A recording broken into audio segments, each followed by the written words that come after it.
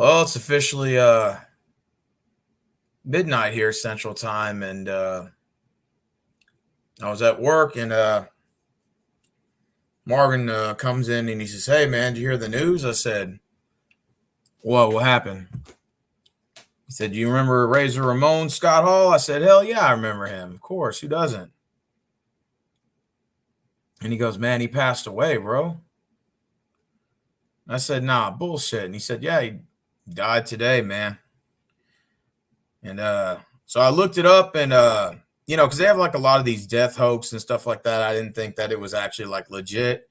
At first, I thought maybe like somebody was trolling because they do that all the time. So I wanted to wait to be sure. So I waited a couple hours, and then I just watched a clip from Hulk Hogan, who announced that Scott Hall passed away. Now it's on the WWE's website. They announced that Razor Ramon had passed away. Man, it's unfortunate.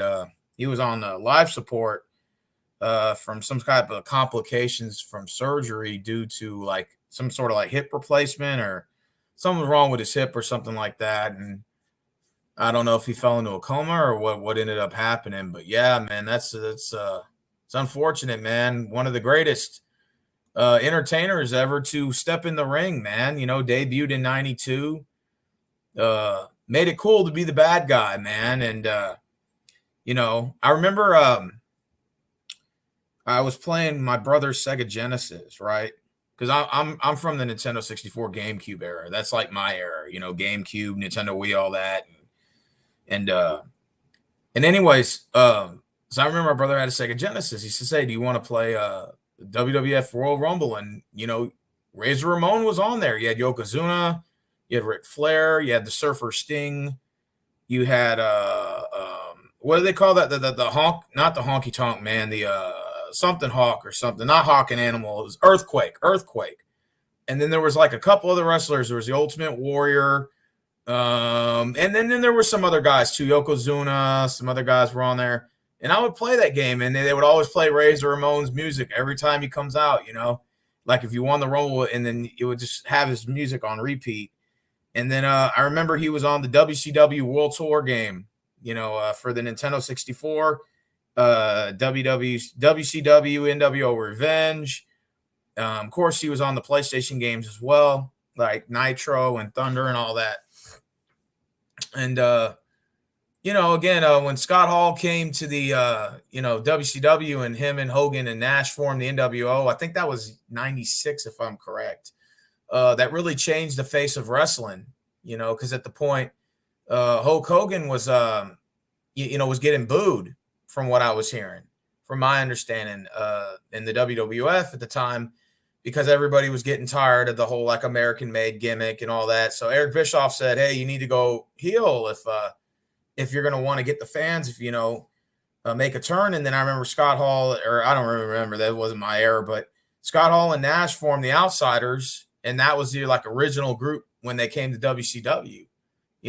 Nash was Diesel, Scott Hall was Razor Ramon, but they were the Outsiders when they came to WCW. And then when Hogan did the ultimate, that leg drop, infamous leg drop, they formed the new World Order, and there launched the New World Order. And I was looking over Scott Hall. I realized he never had a WWF title, never won a WCW championship, but he's won the Intercontinental title. He's won the European title. I think he was like 2 or 3 time tag team champion, also in the Hall of Fame, entered under the NWO. So I thought that was pretty cool that they were able to get that out of the way. I know Scott Hall was battling with a lot of demons, man. He suffered from addiction, from alcoholism. He also was prescribed to painkillers, and he was hooked on that. And it's unfortunate when you have somebody that's dealing with addiction, dealing with demons and stuff like that.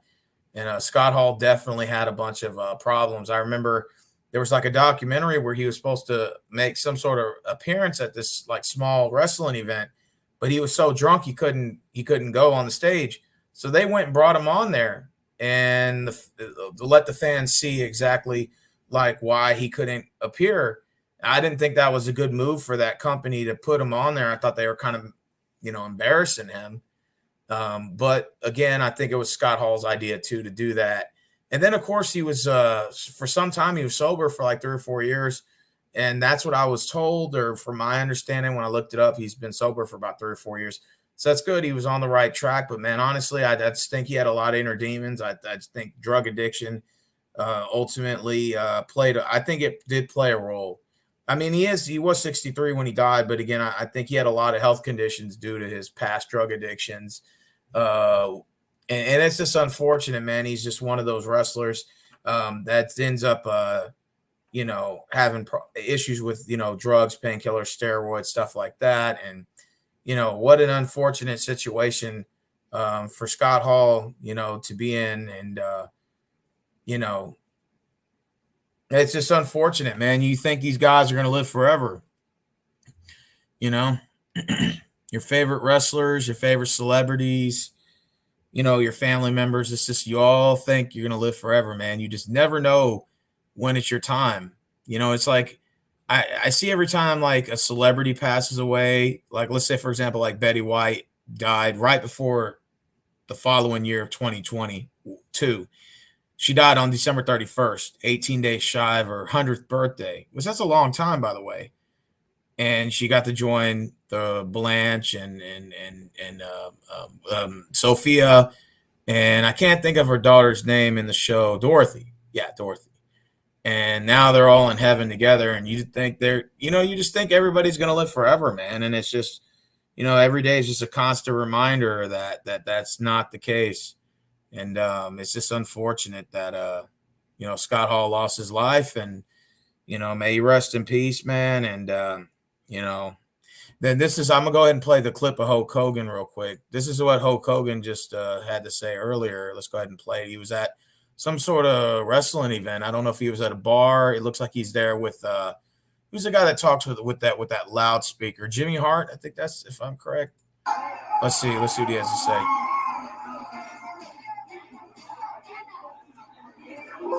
Hey, yo. This is Hulk Hogan. Thank you guys for being here. We appreciate every one of you Hulkamaniacs for life, brother. A short while ago, a good friend of mine just passed away, Scott Hall. So in Jesus' name I pray, thank you, God, for taking care of my brother. He took care of me when I was down and out. Everybody thought Hulkamania was dead. Scott Hall resurrected me. He put me back on the map. I love him so much I can't even explain it to you. He had a bunch of faults. Yep. He had a bunch of faults, but he was a good guy. I just want to let everybody know here. Tonight that he's in our thoughts. Mike's not working. So, yeah. Anyway, I just want everybody to know that he's in our thoughts and prayers tonight. And he just passed. I had a real hard time getting my act together and getting over here. But I love you too, baby. But bad times don't last, but bad guys do. For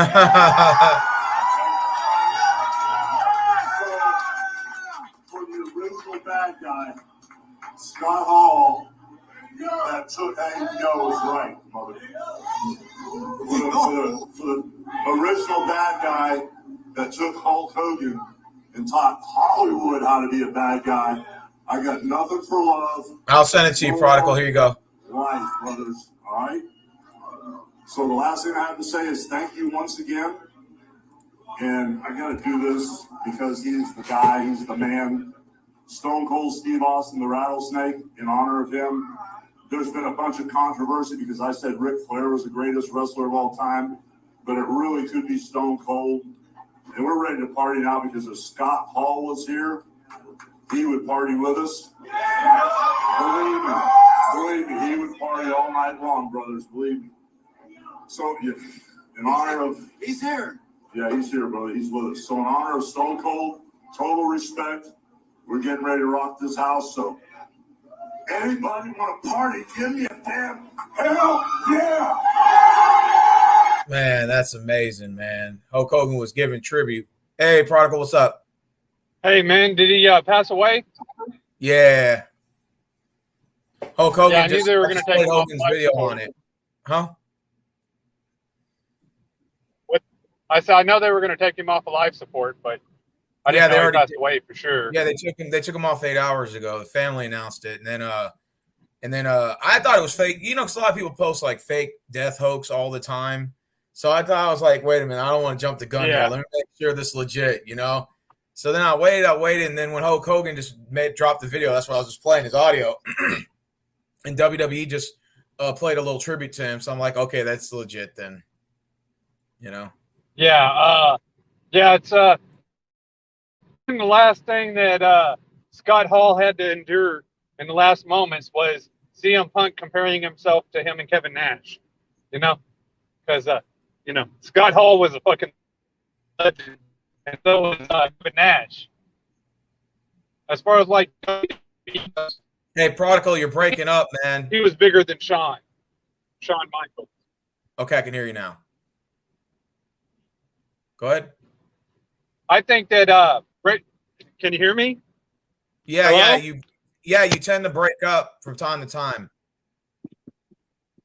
Can you hear me? Here, son of. Yeah, okay. Yeah, I can hear you. Yeah. Yeah, it's because I took my my headphones out. I think Scott Hall personally to me was better than Shawn Michaels. You know, Hey, Prodigal, you keep breaking when you up, look man. at Here, sign off and sign back on. I'm kicking you out just for now, but just sign back on when you get a chance. Is that you, Diamond? Yeah, it's me. Oh, about to remove you. Yeah, do you watch wrestling? Yeah, I do. I watch AEW more now, Oh, but yeah, I just heard him. man. Okay. So do Yeah. you know who Scott Hall is? Razor Ramon? Yes, I do. Yeah, did you hear he passed away? Yeah, I just found out yesterday he was on life support. Yeah, And they took him off 8 hours ago, and I thought yeah, they said, like, Marvin comes in, my coworker was like, "Hey, did you hear the news?" I'm like, "What?" He's like, "Man, Scott Hall just passed away." I'm like, "What?" I thought he was on life support. They're like, "Nah, they took him off." And I said, "Well, it may be fake news, Marvin. Don't fall for that stuff. It could be a fake death hoax." And he said, "Oh, okay." And so I waited and waited, and when I got home, I typed in Scott Hall on YouTube, and then Hogan started talking about it at this, like, I guess it's at his little bar he's at. And mhm, he's like, "Yeah, my buddy Scott Hall passed away." And I was like, "Oh shit!" I was just playing the audio earlier, and then mhm. WWE's already got a tribute to him. And man, I feel bad for the guy because one thing Hogan referenced to, he said, "Man, that guy had a lot of like issues, but he was a good guy." And I hate to say it, but Scott Hall had issues with drugs, man. Yeah, he did. I read his backstory. He had multiple arrests. Mm. Uh, yeah, he had multiple arrests. One of his arrests, I'm just gonna give one example because he just died, and I don't want to make it seem like he's a bad guy. But Yeah, one yeah, of them, yeah. I got you. yeah, but I think one of them were like, I think, uh, I think he had a DWI or something like that. something like that. Yeah, yeah. And I know that he had an issue with painkillers because they Yeah, talked about it in the and documentary. yeah, that was back in the early '90s. And one of Yeah. the bad things that, and I'm just gonna, this is gonna be my last thing, that he made fun of um Bret Hart's brother that died back in Oh, I 1999. didn't know that. Holy shit. Yeah, and I was like, Owen damn, Hart. I didn't dude. know that. Oh yeah. Damn. Oh, what? You should look it up. It's Rick said that is true. He did make fun of his brother. Oh, I didn't know that, Rick. Wow. yeah, he had it like I don't know it was the drugs that he was taking that made like that was making him do that stuff, because drugs have you doing like weird stuff. Oh, absolutely. Rick said he was also on steroids, Steve. I was like, oh, I didn't know that.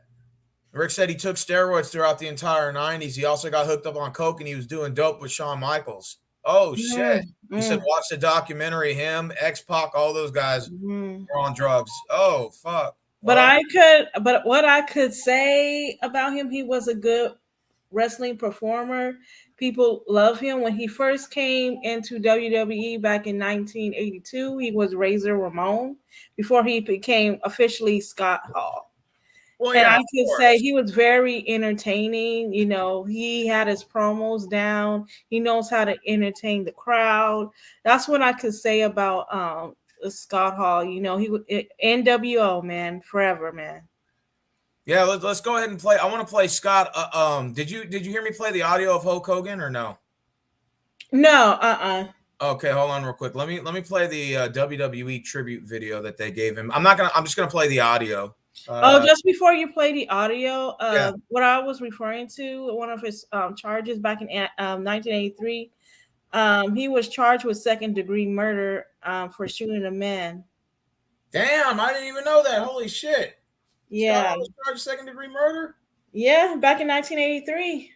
Oh man. Ooh, I didn't even know that. No wonder Yeah, why the his dad got nightclub him and had married. in Orlando, Florida.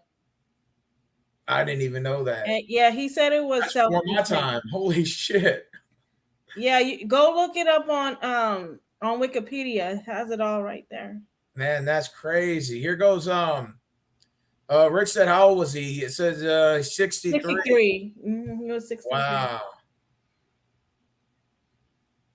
I wonder how Kevin Nash and all of them are going to take it because it said right here, like it says right here, it said Scott Hall has died after being removed from the life support following complications from hip surgery. I honestly I think that it was more than that though. I think the drugs also played a part too. Yeah, it probably had like a relapse. Years of all the damage from yeah. It probably had a relapse where, you know, because drugs stay in your system forever. It doesn't go away. Because I think that's how Natalie Cole died. She was sniffing coke and all that stuff, and that's how she passed away. Yeah. Yeah, the unfortunate thing was Scott Hall had I think he had some sort of appearance. I don't know if all these wrestling heads that know what I'm talking about. He was supposed to show up to a wrestling event like back in 2013, I believe, or 2012. I don't remember the year. But he was so fucked up that he couldn't go to the actual ring. And this wrestling promotion actually told him just go out there anyway. So the dude shows up all fucked up and he's in the ring and they're like, they wanted to see, like, I guess they want, because the fans were all pissed, you know, they were wanting their money back. I want my money back. I want my money back. You know, Scott Hall didn't show up. And then so they had Razor Ramon go out there high on dope. And he was like, and they're like, this is Scott Hall. And then Scott Hall was all fucked up. And I think it was kind of wrong for them to put him out there because at the end of the day, they wanted their money. And I think it's kind of messed up. But at the end of the day, like, we actually got to see like how bad this dude had issues with drugs, man. Rick said he was also a severe alcoholic too. Oh, okay. He had a lot of problems that I didn't even know about. I was like, damn, and he had all these criminal charges. I'm like, by God, man. You know who's one of the very few wrestlers that actually kept his background pretty clean despite having a bad rap sheet? Who? Booker T. Because Booker T's from here, and here's the backstory to this guy. This guy, I mean, he's a squeaky clean cut guy. When he got in the wrestling business, he had a bad rap. And one of the issues was he worked at Whataburger off of an MLK, right? There's a hood area, right? And he got a job as a cashier. This is back when he was probably 17, 18 years old. I remember he was telling the story because he owns a wrestling company called ROW, Reality Wrestling, and they're located in Texas City, like 20 miles from my house. 24 miles. And he was given the backstory, right? Because an article got leaked on him. So he said, yeah, fuck it, I'm going to address it. When he was 17 years old, he got fired from Whataburger, right? So he got pissed off and then showed up 2 days later and robbed him, right? They recognized him and called the police. I think he was I think actually he was a lot older now. He was about 19 or 20. But he robbed his own job and ran to his grandmother's house, and the cops came and arrested him, and they charged him with attempted murder, and they also charged him with armed robbery. And he was like, "Yeah, fuck it, you know, I did make that mistake. I was young, dumb, blah blah blah." And he said, "You know, but since that point, I never caught any other cases, never had any issues or anything like that." And so he's one of the very few wrestlers that actually like had a had like an incident or a boo boo, and then he kept it pretty squeaky clean. But man, I like with Scott Hall, man, I felt so bad for the guy. He had a bunch of inner demons. Oh, A bunch of inner demons, man. Here's a WWE tribute. I'm just gonna play the audio real quick. I just want to play a little bit of it. Hold on, real quick. Let me. If an ad pops up, Dwayne Johnson. He was one of the wrestlers that never got arrested. What? Oh, The Rock. Mm-hmm. Oh, I didn't know that. Yeah. Rick said that Stone Cold Steve Austin caught a domestic charge against Deborah Williams back in '97. What did he do? Rick said his real name Steve Williams, body slammed Deborah during a domestic dispute, and the cops were called, and Stone Cold was charged with domestic violence. Yeah, he was. Yeah, I didn't know that. Holy shit, dude! I'm learning all this right now. I didn't know. Mm-hmm. Rick said it was in '97. Oh, okay. Yeah. Mm-hmm. Wow. Yeah, I heard Stone Cold was very abusive. Oh. He was chucking them Steve Weisers down and getting drunk. Imagine if you got in a fight with a wrestler. Well, not a fight, but let's just say like an argument, and he actually put his finisher on you. Mm-hmm. Wouldn't that be crazy? Like if let's say like Stone Cold got into it with somebody, he actually like kicked you in the gut, but like really did it hard, and then he put you in the stunner.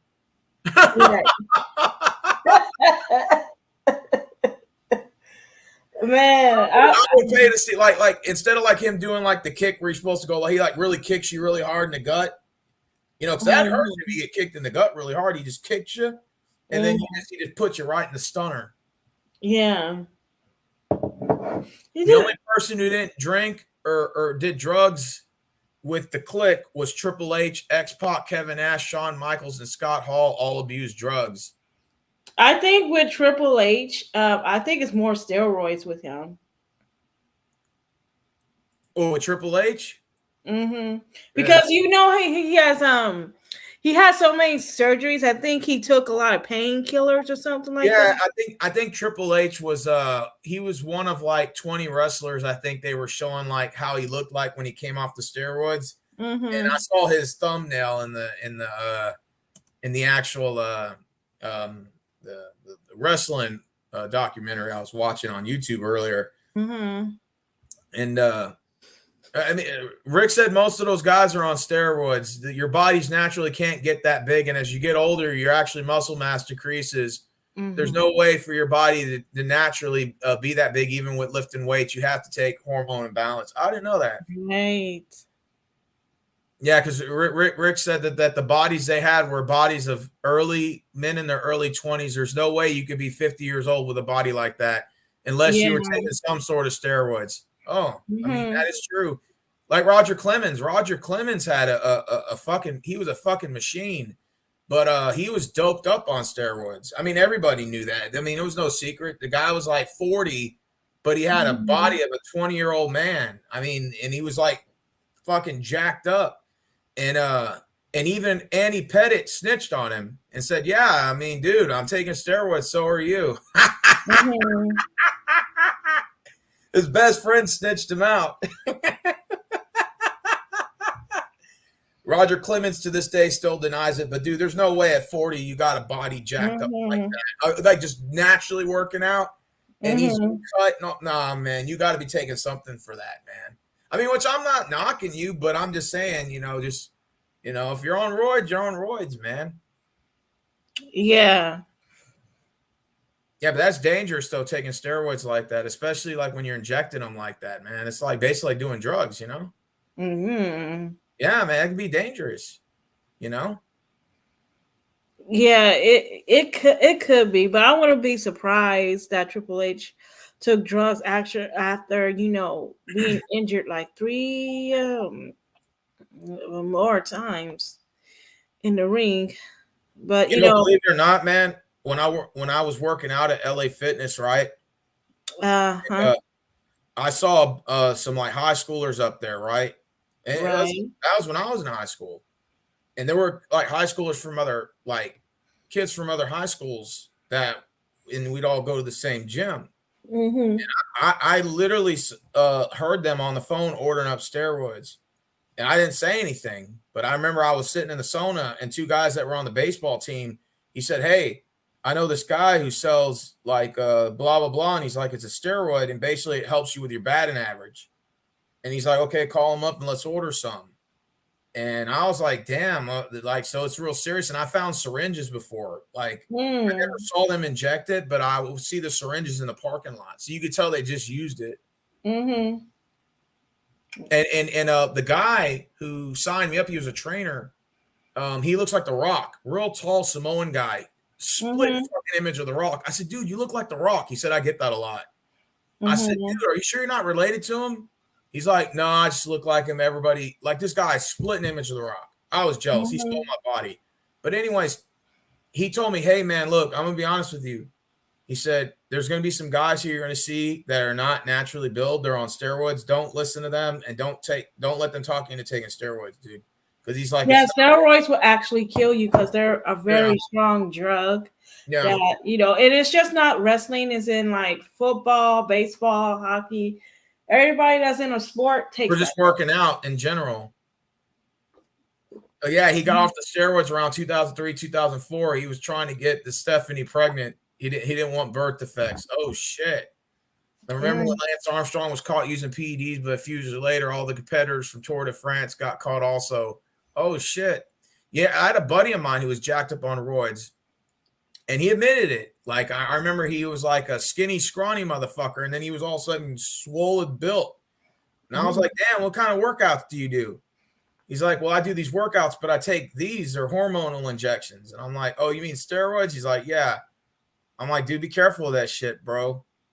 He's like, "Nah, man, it gives you the body tone definition you need, man."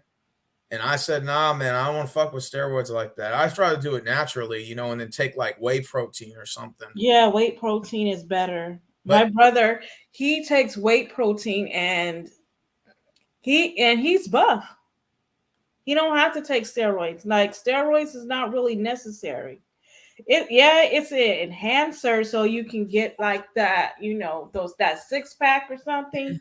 But it's not really necessary to do that. all right, let me see. I want to play Scott Hall's theme song in honor of him. Let's go ahead and hear it. Something about this song I like. Hold on.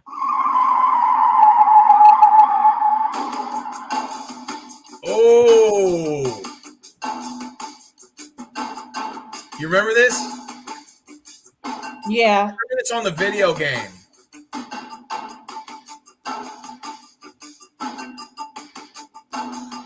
Man, Razor Ramon was a beast, man. That is his theme song, wasn't it? Mm-hmm. Okay, yeah, that is. That sounds like the arcade version, like off the arcade game. That's his theme song. And there's the car with the making the screeching noise. Imagine if that was Scott Hall driving that car. Mm-hmm. Okay, check this out. He's got a Razor Ramon restaurant promo where he's eating at a restaurant. I'll just play the audio. Nothing too good for Razor Ramon. Good food, good drink, good chicas. Can you hear it? Yeah. There's some people, WW, they've been putting Razor down, saying he's not good enough.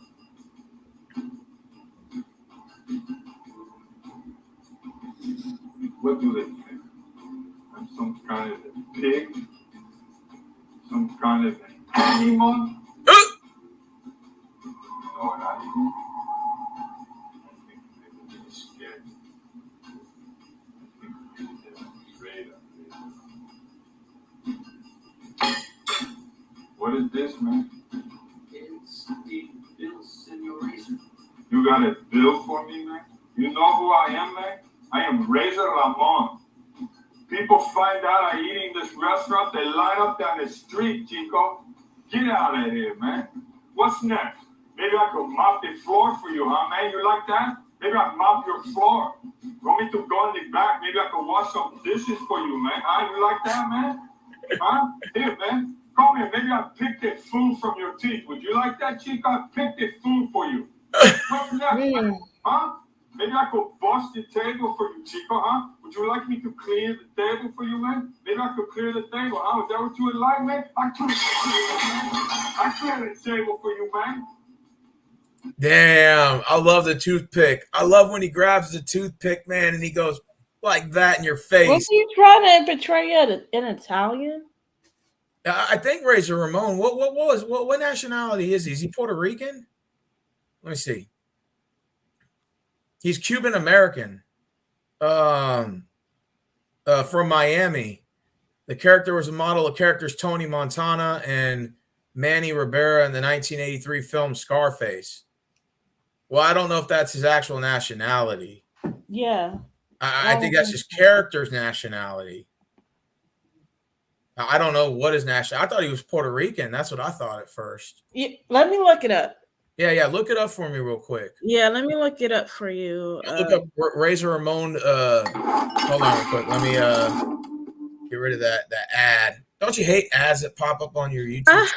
Yeah, I do. Oh, Scott Hall is white, but they do got whites in Mexico. They got whites in Latin America, so I'm thinking he may be Italian or something. Did you know Razor Ramon's gimmick from Tony Montana? Oh yeah, they were just saying that. Mm-hmm. It says, remember when Lance Armstrong? Oh yeah. Yeah, they were caught. I was just reading that. Hey guys, remember when Alex Rodriguez, Chris Benoit took steroids? Yeah. I'm guessing that he is because it's not saying. It said he's white, but I mean, so he's white American. White. That's what he is. I'm thinking that he's white. Okay, so he's white American. Yeah. Okay, hold on. Let me go ahead and press. Take a look at me. I am Razor Ramon. I am somebody important, man. Me? I'm like Adam in the Garden of Eden. He's from Maryland. I'm the only real man. Man, his character is played so well that he looks like he's from Latin America. He could pass off as Italian. He could pass off as Puerto Rican. He could pass off as Cuban. Right. Because they have whites from those countries as well. He has the dark hair. He could pass off. Mm-hmm. You know? Holy shit. He did a really good job in passing it off. Yeah. People probably think that he's around Maryland, Germany. Oh, I didn't know that. Yeah, he looked like it too. Is that the only theme song he had? He could have others. Well, he has an ECW one. I didn't know he was in ECW. I'm just gonna play it real quick. That's not his theme song. No, that's not. Hell was that? The Fugees. No, that's not his theme song. I knew right then when I heard the first. Okay. Of course, this is the infamous one here. Let's hear it. NWO, yeah. Yeah, the Black and White Express. Yeah. New World Order. For life.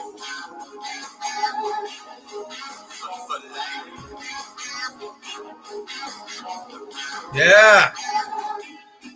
This is the Scott Hall's the man. I like when he walks out like this and he goes, throws that toothpick right in your face. You know, when he throws that toothpick in your face, that's equivalent to like somebody spitting in your face. When he does that toothpick and bam, like that, right in your face, that's like somebody licking their hand and just right in your face. You know? Right. So, like, it's either somebody spit in your face or you got the toothpick in your face. It was still the same thing. Mm-hmm. Man, Scott Hall was the man. Yeah, he was. May he rest in peace. I'm sorry that he had 3 heart attacks while he was getting surgery. Rick That said, "Do you was know the Beverly Brothers are?" I mean, that was an '80s group, Rick. That was before my time, but I know who the Beverly Brothers are. the Beverly Brothers. Who were that? I can't think. I can't remember the wrestlers' names, but they had like some fucking valid Victorian guy as their manager. Like he would come out with a fucking high school fucking graduation cap on. That was their manager. I can't think of their names, but I don't know every '80s wrestler. I only know like the big fish in the pond, so to speak. Surfer Sting, Ultimate Warrior, um, Jimmy Hart, Earthquake. I know some of the guys. Kamala, remember Kamala? He was that black guy that had the moon on his stomach, and he was pat No. his stomach. Yeah, the Junkyard Dog. I know you know the Junkyard Dog. Yeah, I know who the Junkyard Dog Yeah, is. yeah. See, I only know like certain '80s wrestlers. Andre the Giant, of course, the infamous WrestleMania 3, where Hulk Hogan body Uh-huh. slammed Andre the Giant. It was one of the most epic memorial WrestleManias of all time. Mm-hmm. Yeah. What's your favorite Scott Hall match? Well, if I had to go back and think, because remember when I caught Scott Hall, it was towards the you're talking about into WCW TNA Scott Hall. Now, if you're asking me if I did my homework and was to pick a match, I'd say the ladder match against Shawn Michaels is probably one of my favorite matches of all time. And of course, the Monday Night Nitro, his match against Goldberg. Um, they had a match Goldberg had to beat him in order to face Hulk Hogan later on that night in the Georgia Dome, and Goldberg ended up winning the WCW championship from Hulk Hogan or from Hollywood Hogan. Hmm. Yeah.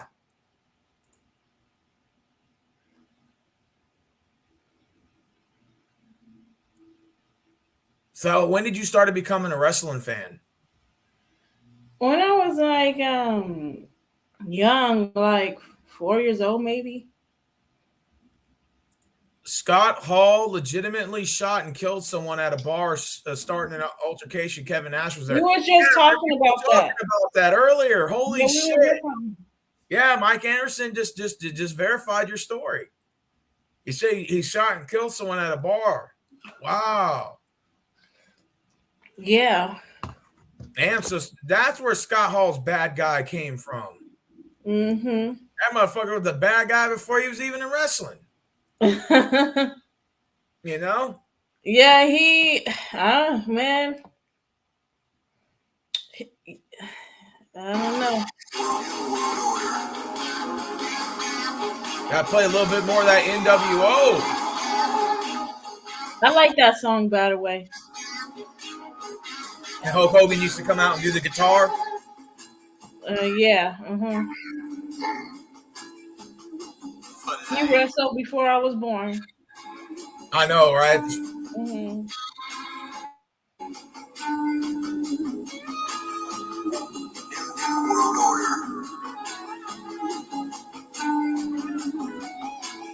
Man, that's unfortunate that he passed away, man. Mm-hmm. Yeah, Shawn Michaels used to talk about how him and Scott Hall used to do cocaine before they would wrestle. Really, Rick? I didn't know that. Yeah, he said, go watch the documentary, The Click. You'll learn all about it. He said all those guys were all doped up on drugs. I'm not surprised. Yeah, and it doesn't That's surprise me. how Eddie Guerrero died. He died I think he died in 2005. 2005. He's on the new WWE 2K22 game. They got a storyline with him. Not too long following Chris Benoit. Chris Benoit, I think, was what, 07? Yes. He killed his wife, his son, and then himself. Yeah, a lot of people believe that there's a lot of conspiracy theories on it. I know Prodigal Hill talks about that. They say Sullivan killed him. I don't know. I don't get into all that crap. No. Because you're talking about all these scenarios and stuff. And did he really kill his wife and son? They said allegedly. Man, the crazy thing about Benoit was that I was watching a documentary on him. Was that they found Bibles next to all three of them after they were hanging. Oh wow. Yeah, man. And that he had Bibles by each one of them. That dude completely flipped his fucking script, man. That Mm. could have been, Rick said that was all steroid related. Yeah, I mean, could be.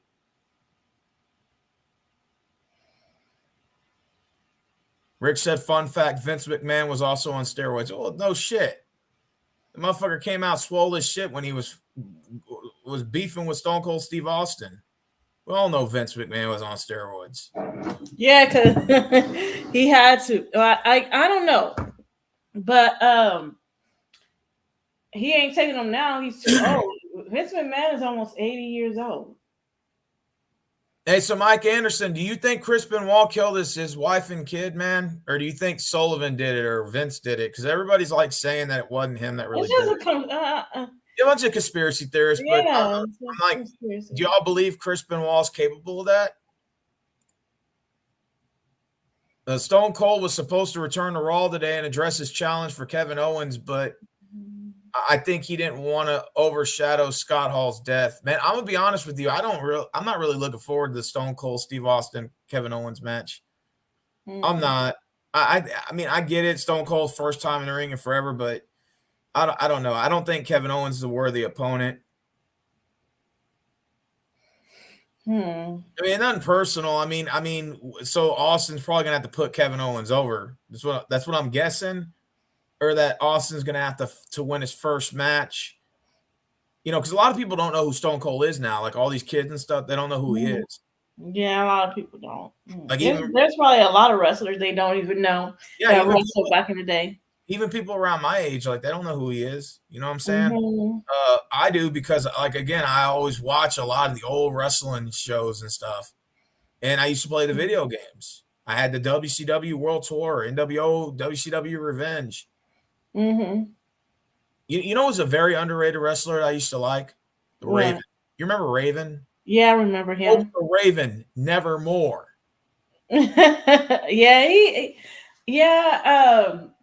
I used to like him too, but he didn't get much shine in WCW or WWE. Well, he was a mid-carder, and I think they made him like United States champion.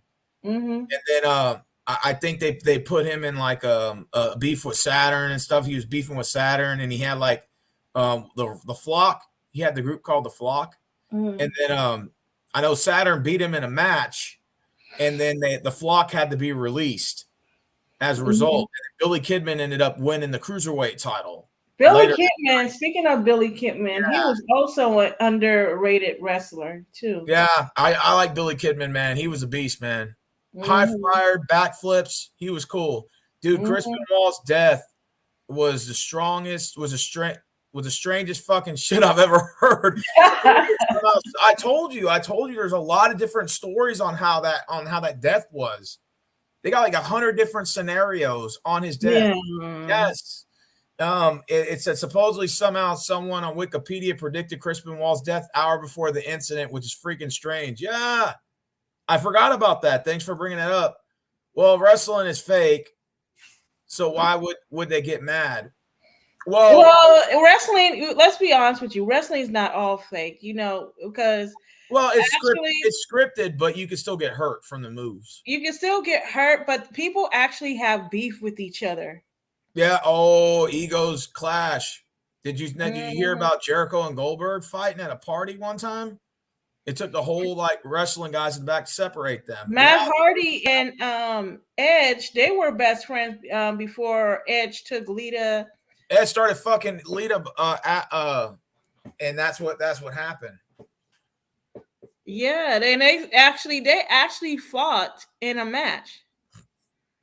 Hey, do you think Vince McMahon was fucking all the chicks that were coming into WWE at the time, like WWF? I believe so.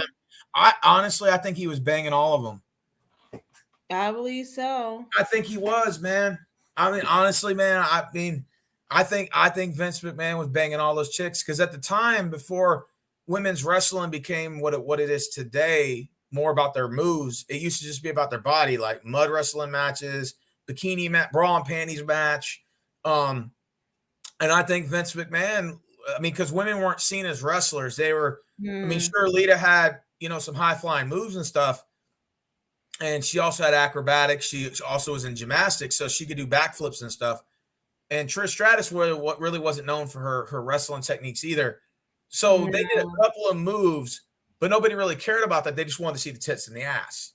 Yeah. You know? So too much. So I'm thinking Vince was fucking all those girls. He was while married to Linda McMahon. So was Triple H. It's just because the injuries are real doesn't mean it's not scripted. No, it is scripted. Mm-hmm.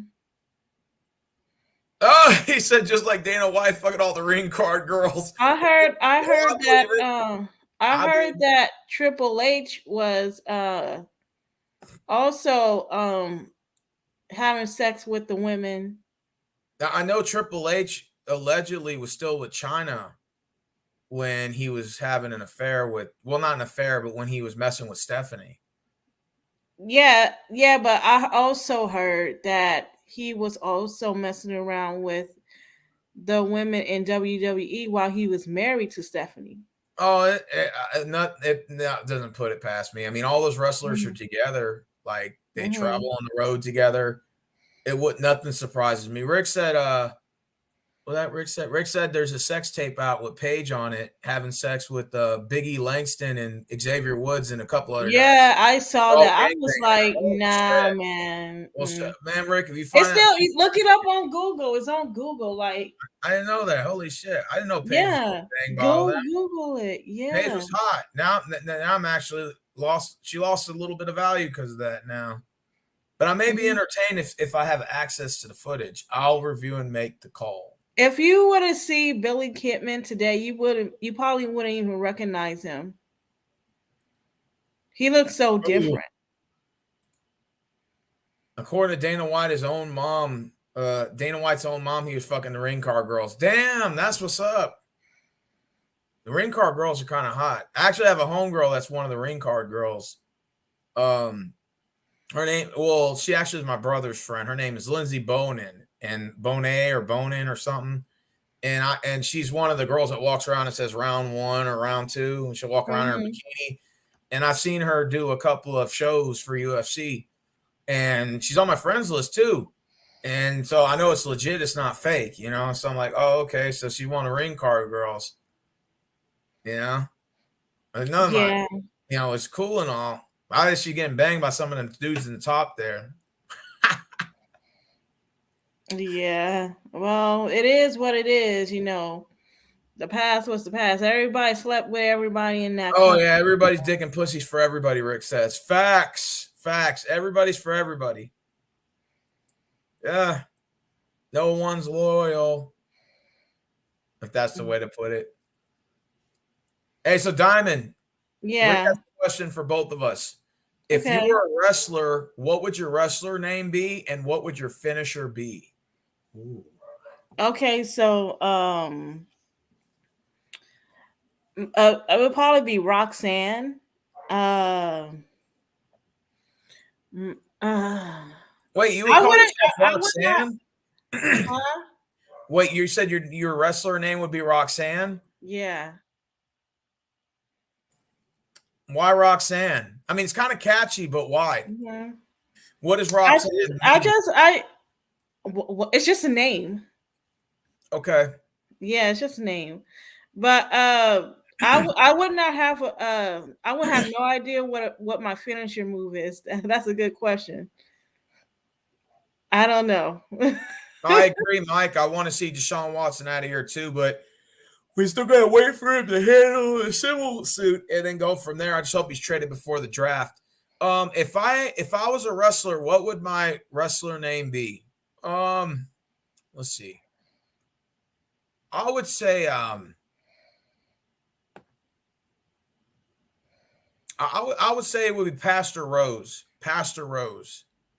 It's kind of like Reverend Devon, yeah, but Pastor Rose this time. Oh, okay. Yeah, Pastor Rose. That would be my name, and I would come out as dressed as a pastor. And I would be preaching the word of the good Lord, and then guess what? My whole book would be rewritten in my own terms. Yeah, just to add a little Ooh, troll into it. I would rewrite my own Bible. yeah. And then I would have like a deacon or something, which I already know who would be my deacon, and his name would be Deacon Johnson. Oh, okay. You know, and Deacon Johnson, and he works at Walmart. His name is John, and he's 90 years old. Short guy with glasses, black guy, and he would be Deacon Johnson.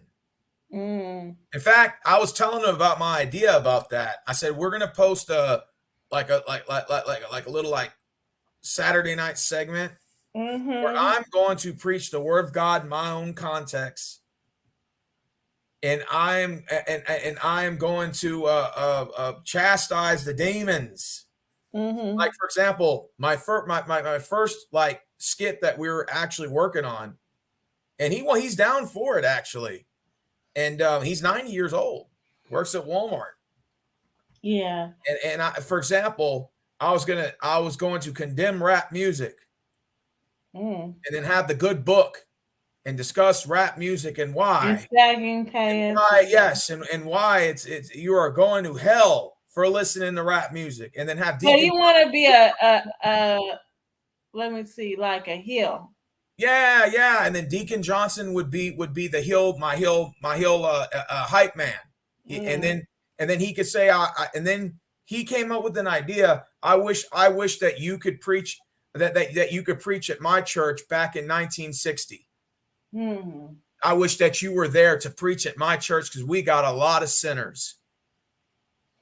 And then stuff like that. You're like, see, we were gonna make a little comedy skit out of that. We were actually working on it. And Oh then wow. trying to make like a comedy thing, a parody, you know. And I was gonna get the Bible and then have like half of it ripped or my own version of the Bible and where I write Mm. everything in. Oh, okay, cool. Yeah, like my own Well, I commandments. have to go. It's getting late for me. I have to go to work. So, Oh yeah, it's 1:51 your time, but I appreciate you, Diamond, for being on. all right, thank you. I'm gonna kick you out of here, you sinner. And she is officially gone. Axed. Yeah, basically, I'm gonna have a gimmick, and I'm actually gonna have a church gimmick of the whole outfit attire, and I was gonna have some shades for like blind people wear those dark shades. I was gonna wear something like that and preach the sermon of the good Lord. Like I was gonna do a skit on OnlyFans and condemn the women on OnlyFans. I was gonna do it as a parody, even though they'll probably come to my channel and fucking be all mad about it, but just do like a little parody skit. And Deacon Johnson is going to be my 90-year-old deacon, and he's going to be my hype man. So I thought that would be pretty cool. He said the dumbass didn't want to go to the Eagles. We could have gotten Jalen Hurts. Yeah, I know. The more I think about Deshaun Watson, the more it gives me a headache. So I just look at it like wherever he goes. I just hope it's before the draft. Because the more I think about it, the more it pains me. Joel Osteen is in your city, isn't he? Yeah, he's got the Lakewood Church just right down the road.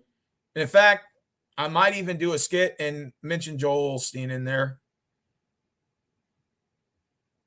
And say I just got done on the phone with my friend Joel Osteen, and he gives me his blessings for today's sermon to preach the word of the Lord. And they'd be like, Deacon Johnson, could you read from Revelations, verse whatever? And then it'll be completely like made up shit that we wrote, and then go from there just to give some laughs and giggles. Yeah, we're actually working on the skit. We've been working on it for about a week now. It's just we gotta come up with the episodes. We'll have like episode 1, episode 2, do like one episode a week. Maybe like a little 10-minute parody, just to get a couple laughs and stuff, and do like a little heel shit on YouTube. No, it'll be strictly, we're going to do one where it's going to be like a split screen, kind of like how you saw Diamond Princess. And then we're going to have one where actually both in person standing side by side. Yeah. And then he'll say, Deacon Johnson will say, remember when you were preaching the sermon back in 1957, even though I wasn't born, in 1957. But I will say, yes, I remember when I was there preaching the word of God. And I still would say the same thing to this day from 1957 to today. So it's going to be a little bit, it's going to be a parody. It's going to be pretty funny. I actually have some stuff written down that I wanted to do for some parody skits and stuff like that. Yeah, Deacon Johnson's 90 years old. Legit. He works at Walmart still to this day. He's from San Francisco, actually. Every time he comes in, he wears that stupid ass Niners hat. He wears a Niners hat every time I see him.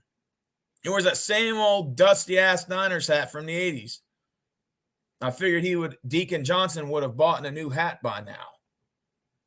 But we're going to have to collect from the collection plate to get Deacon Johnson his hat. Rick said, I have a feeling Deacon Johnson is referring to his dick. Yeah, it actually is. That's why his name is Deacon Johnson. The 90-year-old black guy with the big 10-inch dick. Therefore, he's Deacon Reverend Johnson. Finally, somebody caught on to Deacon Johnson. I thought I was trying to give Diamond Princess a hit when I said Johnson. I thought maybe she would catch on to it, but she didn't. So, because the whole like stereotype that all black guys have big dicks. That's why I told him we're gonna name you Deacon Johnson. He said, "That's a good idea, Rose. I'll go with that." So he'll be Reverend Deacon Johnson.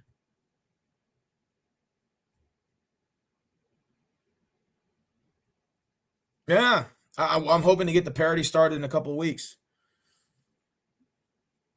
Me and Deacon Johnson. That is correct. He's going to be the hype man. And I'm going to be the serious guy. He's going to be the hype man. Because he'll be like, praise the Lord. Praise the Lord. Stuff like that. He's the hype man. He's the hype man. He's the guy that's hyping me up. And I'm the guy that's serious, delivering from the sermon. So I thought that would be pretty good. Oh, Joe Olscam. We have flashbacks. He owns the old Rocket Stadium. Oh yeah, he does. The Lakewood Church is the old Compaq Center, ain't it? I forgot all about that.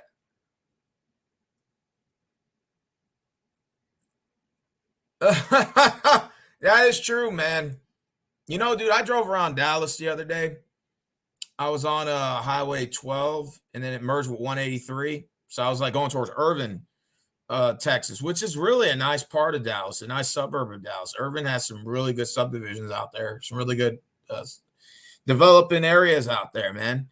And I was right when I looked under when I was merging right on 183, man. I literally saw a big homeless encampment under there. Like, I kind of felt bad, man, Again, man, the homeless crisis is getting serious, dude. I didn't think it was that. I figured, it's just a California thing. Hell no, man. That thing is spreading like wildfire. I think our government can do more. I just think they don't want to. And I don't think they're getting a lot of pressure from the public. I think everybody is just playing a game of hot potato, like they kind of do in California. Like, I'll give you an example. Like, for example, they'll get all the homeless in Cali and in LA. For example, the mayor will round up all the homeless in LA, and he says, hey, look, we'll send you to Bakersfield and San Jose, and we'll pay for your hotel for a week, right? And give you like some vouchers and shit. So, you have nothing real as a homeless. Are you thinking like it's a leg up, because you have nothing, you don't really have much. So they take it. And then what they do is they just pay for your hotel for a week, and they just pass you to the next city. And then now San Jose or Bakersfield or all this is stuck with a bunch of homeless people from LA. So then they just do the same thing. They just bust these homeless out, and they play a game of hot potato, just sending them out. And then they even sent them out of California and sent them everywhere else. Like, even in Texas, we got some homeless people here that are from Cali. They paid for their busing and paid for their hotel for a week to stay out here. I'm like, dude, but where are they going to go after that? Like, where do you expect them to go? So it's just a game of hot potato, just passing them around. Game of hot potato or monkey in the middle. And it sucks, and I know I say this like in a joking manner. It's really not. It's disgusting because you figure our government would do more, and then they don't really care. I mean, if like, for example, you go and you look at like these Democratic areas, even to be fair, there's some Republican areas the same, but even these Democratic areas, like you have like what's her name? Maxine Waters, or she's got a district out here, like District 8 or something like that. I was driving by that recently. Man, her house is all immaculate. It's got a big ass security gate, and it's huge. And then you look right outside of her house, ain't none but homeless everywhere, man. Outside of those districts.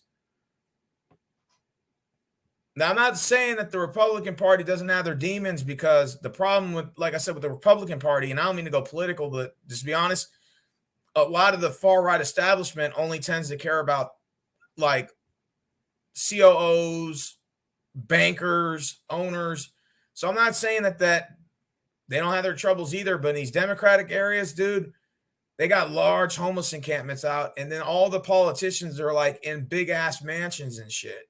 I mean, it's really corruption on both sides, but it's really disturbing to see that. Now, I don't mean to make this like a Democrat Republican thing now, but it's just honest to God's truth. Is you got both parties or politicians are playing a game of hot potato, and they're just sitting on all the wealth and sitting on all the power because they don't have term limits. So until you have a term limit on these guys, they're basically just in office just to accumulate more wealth. There's no reason a politician should be having $500 million net worth. Like, go type in Nancy Pelosi and go look at her net worth. Dude, she's worth almost $500 million. Go look at Mitch McConnell. Like, dude's almost a billionaire. And these are just politicians. I don't think a politician should have that kind of money. In politics, why? To write laws, pass laws and stuff, you got to figure there's got to be some corruption up there, man. That wealth was not made honestly. And that's why I got to say that we need to start actually putting term limits on these motherfuckers, because that's the only way this shit's going to stop, because it's too corrupted.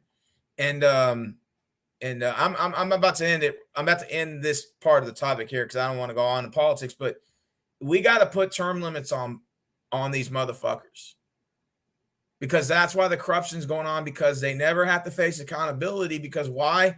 Because they're always going to be in office. It doesn't matter. They're going to be there another 50 fucking years. We're going to see these idiots still there on both sides. There's no reason that our politicians should have been in office for half a fucking century. That should not be happening, man. That should not be happening. Why is that happening, by the way? We got term limits on the president of the United States can run 2 terms, but everywhere else they can run unlimited. That makes absolutely zero sense to me. How somebody could literally hold a seat for like 100 years. Rick said, I agree. Yeah.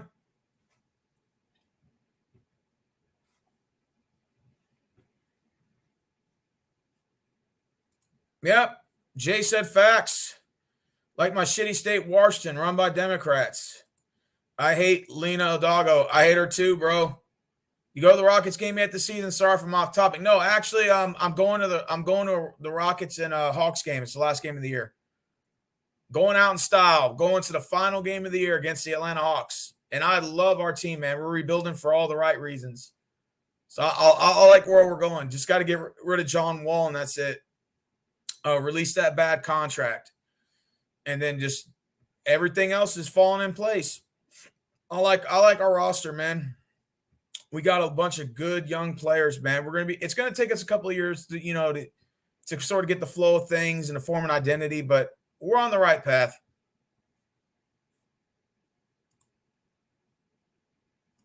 W opinion. Washington State sucks. Too many Democrats in power. Yeah, I agree. Hey, Lowell, what's going on, man? He said California is a dumpster fire. Criminals and homeless people are walking out with stolen goods. Yeah, To tell you the truth, man, California is the reason why we're going through all these problems. A lot of it comes from their bullshit policies. And their home, you got people in massive drones moving out of Cali and moving here to Texas. Like, go look at Waco and Austin and Fort Worth and Dallas. Nothing but people from California moving out there. And all it does is just raise our cost of living. So, like, moving out of California and moving here is not going to fix the fucking problem. To fix it is to fucking fix the fucking problem in California and start holding their politicians accountable on both sides. Because honestly, the Republican Party, as far as the politicians are concerned, are a bunch of cowards anyway, in my opinion, because they're gutless and they don't stand up to any of the Democrats there. And then the Democrats that run California are completely running that thing into the fucking toilet, man. Yeah, Rick said I'm from California and the Republicans there are just as bad. They're fucking gutless cowards. Yeah, they are. They're almost obsolete in California, and the ones that are there, it's a very few minority, and they don't even bother standing up for them. They don't even bother standing up to the Democratic Party. So I just said, you know what, fuck them. You know, people may criticize Mr. Abbott here in Texas. We call him Hot Wheels. But believe it or not, like, he does stand up to big governments. And like, one thing I respect is the mask mandates, where he said, hey, we don't have to wear a mask everywhere we go. Because when I was in Walmart, I got tired of wearing that mask. It made me feel claustrophobic. And not only that, but I was hyperventilating. I felt I couldn't breathe. Yes, I caught COVID 2 times. And then I went and took my shots, and I caught it a 3rd time. Wasn't that bad. Hope I never catch it again. Knock on wood. But I got tired of wearing the mask. So I stopped wearing it. And they tell me at Walmart, they threatened to write me up. I said, I don't care. I'm not wearing it. So they just stopped. They realized, hey, he's a good worker, so we're not going to ask him to do it anymore. So they just let me walk around the store without a mask on. But everybody else that works there wears a mask. I don't. I'm the only, and it's not me about being a rebel. I just don't like wearing it. I don't like wearing the mask. It makes me feel constricted, man. And I feel like I'm claustrophobic and shit, man, when I have that mask on, man.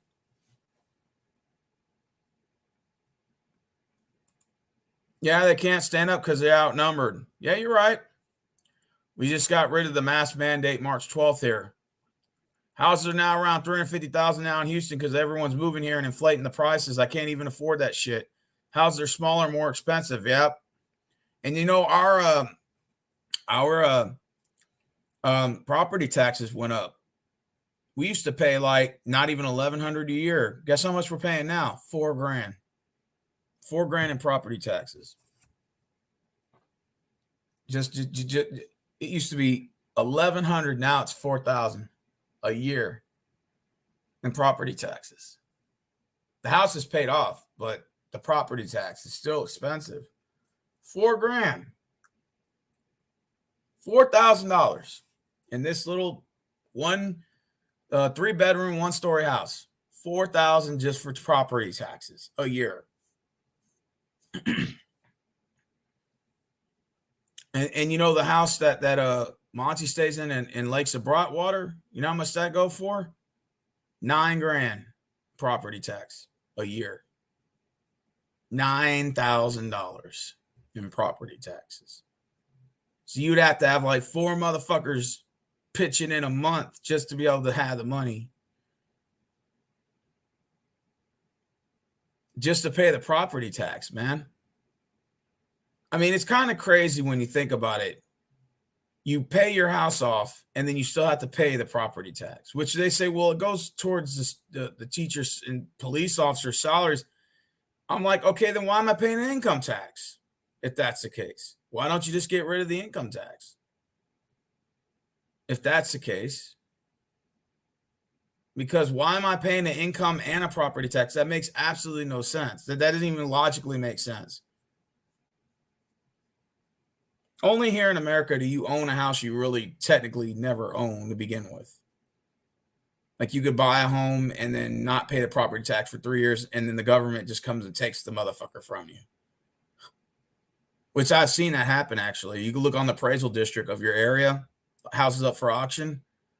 All you have to do is just pay the property tax. The house is yours. Like that. They take some of these houses away from people. Maybe they hit hard times or whatever. I'm like, dude, it's already bad enough. You got to pay other bills in the house, and then you got to pay a property tax. It's pointless. You might as well just say, look, pay a flat tax, get rid of the income tax, just pay a flat tax. You could probably get rid of the property tax too, and you could just impose a flat tax, 10%, and that's it. And that should cover everything. That would cover teachers, police officer salaries, everything, pensions, everything. You wouldn't have to worry. Honestly, you wouldn't have to worry about it. Just impose a flat tax, and it helps everybody out.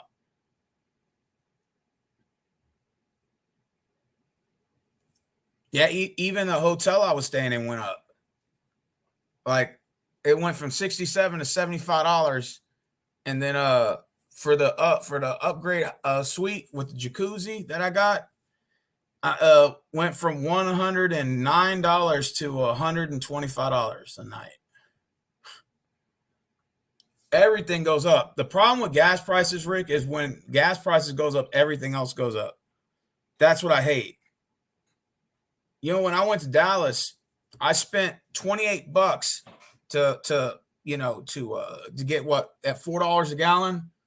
So that was what, 7 gallons for $28. By the time I got to Dallas, I was on empty. I had to put another $32 in on the tank for 8 gallons. So I had already spent literally damn near $60 just to get to Dallas. $60. When in the past, that would have got me from Houston to Dallas like 3 times. Now it's just going to Dallas is like $60, 5-hour drive. And then if you drive around in Dallas, that's going to cost you probably another $30, $40 by the time you burn that tank down. And then guess what? I had to fill up gas this morning leaving Dallas at 8 a.m. I had to put in another $30-something. I got all the way to Conroe, which is 60 miles from Houston. I was a little bit before Conroe. I was in between Conroe and New Waverly or whatever. I was in between it. I was like basically 10 miles from Conroe. And I was already on E again. I had to pull over to Exxon and go fill up again. I was like, God damn, man. I filled up like 5 times. That shit's just eating your fucking gas up.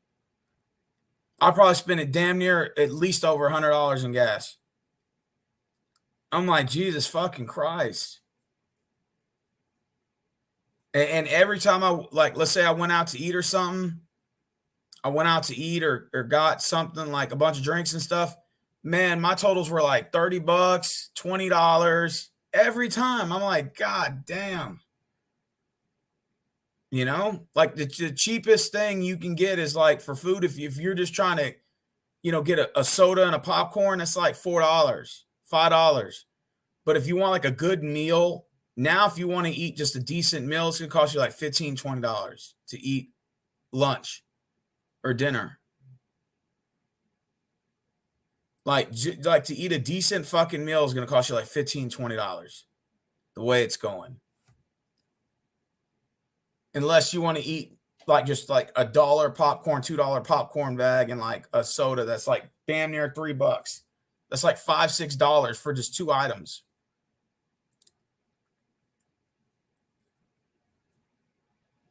Yeah, everything's going up as a result of inflation plus gas prices too. Also, Rick says, yeah, that is true. So you work at fucking Walmart, you can't even afford to fucking eat, man. This shit's disgusting. And then they end up throwing the food out anyway. Like all the deli shit, they end up tossing it out anyway. I'm like, why don't y'all just mark it half down and the motherfuckers can eat? But instead, they rather just throw it away. I'm like, you're just fucking wasting food. Even the discounts, you ain't getting much for it. They may not mark maybe $1 off if you're lucky. And don't even get started with the fucking discounts we get. We don't get shit for discounts. 10 cents, 20 cents. What the fuck you saving on that? Sometimes you may get $1.50. And that's if your total's like $20. So you're already you're still spending almost damn near $20 on fucking just to eat lunch. It's ridiculous, man. I hope these piece of shit Democrats realize they're not going to win the election. They're going to lose both the House and the Senate this year. I guarantee it. There's no way to get around this. Rick said they're negotiating with other countries on gasoline prices to bring it down, but I don't think that'll be good enough. No, it will not be good enough. Yeah, I work at Walmart and I work in construction. I got 2 jobs. And every one of my previous employers has called me back to come to work. I told them no. Unless it's some deal I can't turn down. I'm in a really good situation right now with both of my jobs I'm currently at.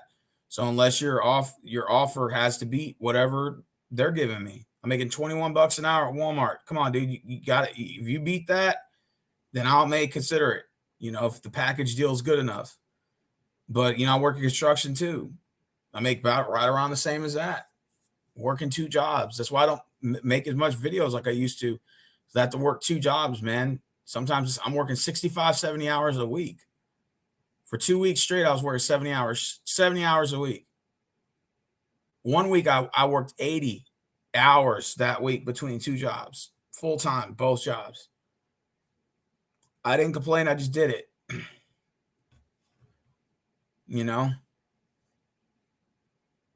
There's a lot of people buying Telsa. I heard about that.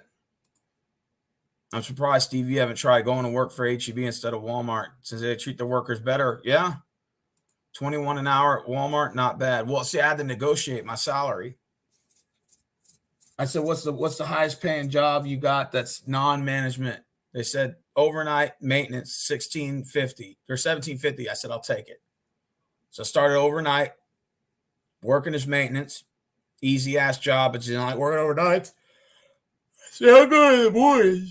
They said, yeah, we'll put you to board as we're to dock your pay, though. I said, okay, go ahead. And they never did because they ended up liking me. They ended up liking my worth ethics. So they just gave me it. And then we got a $2 raise like 6 months after. So it put me at $19.50. And then I got another $2 raise like just recently. So $21.50. Not bad. And I still get 40 hours a week, no matter what, as long they know I work. I've only called in 1 time in 2 years that I've been there. So they know I come to work. They know what I bring. So when they know you're a good worker, they'll let you get away with it. If you're a lazy piece of shit, then no. Unless you're dicking down one of the managers, then maybe you'll get some perks. But they know I work. That's why. Hey, what's up, Eric?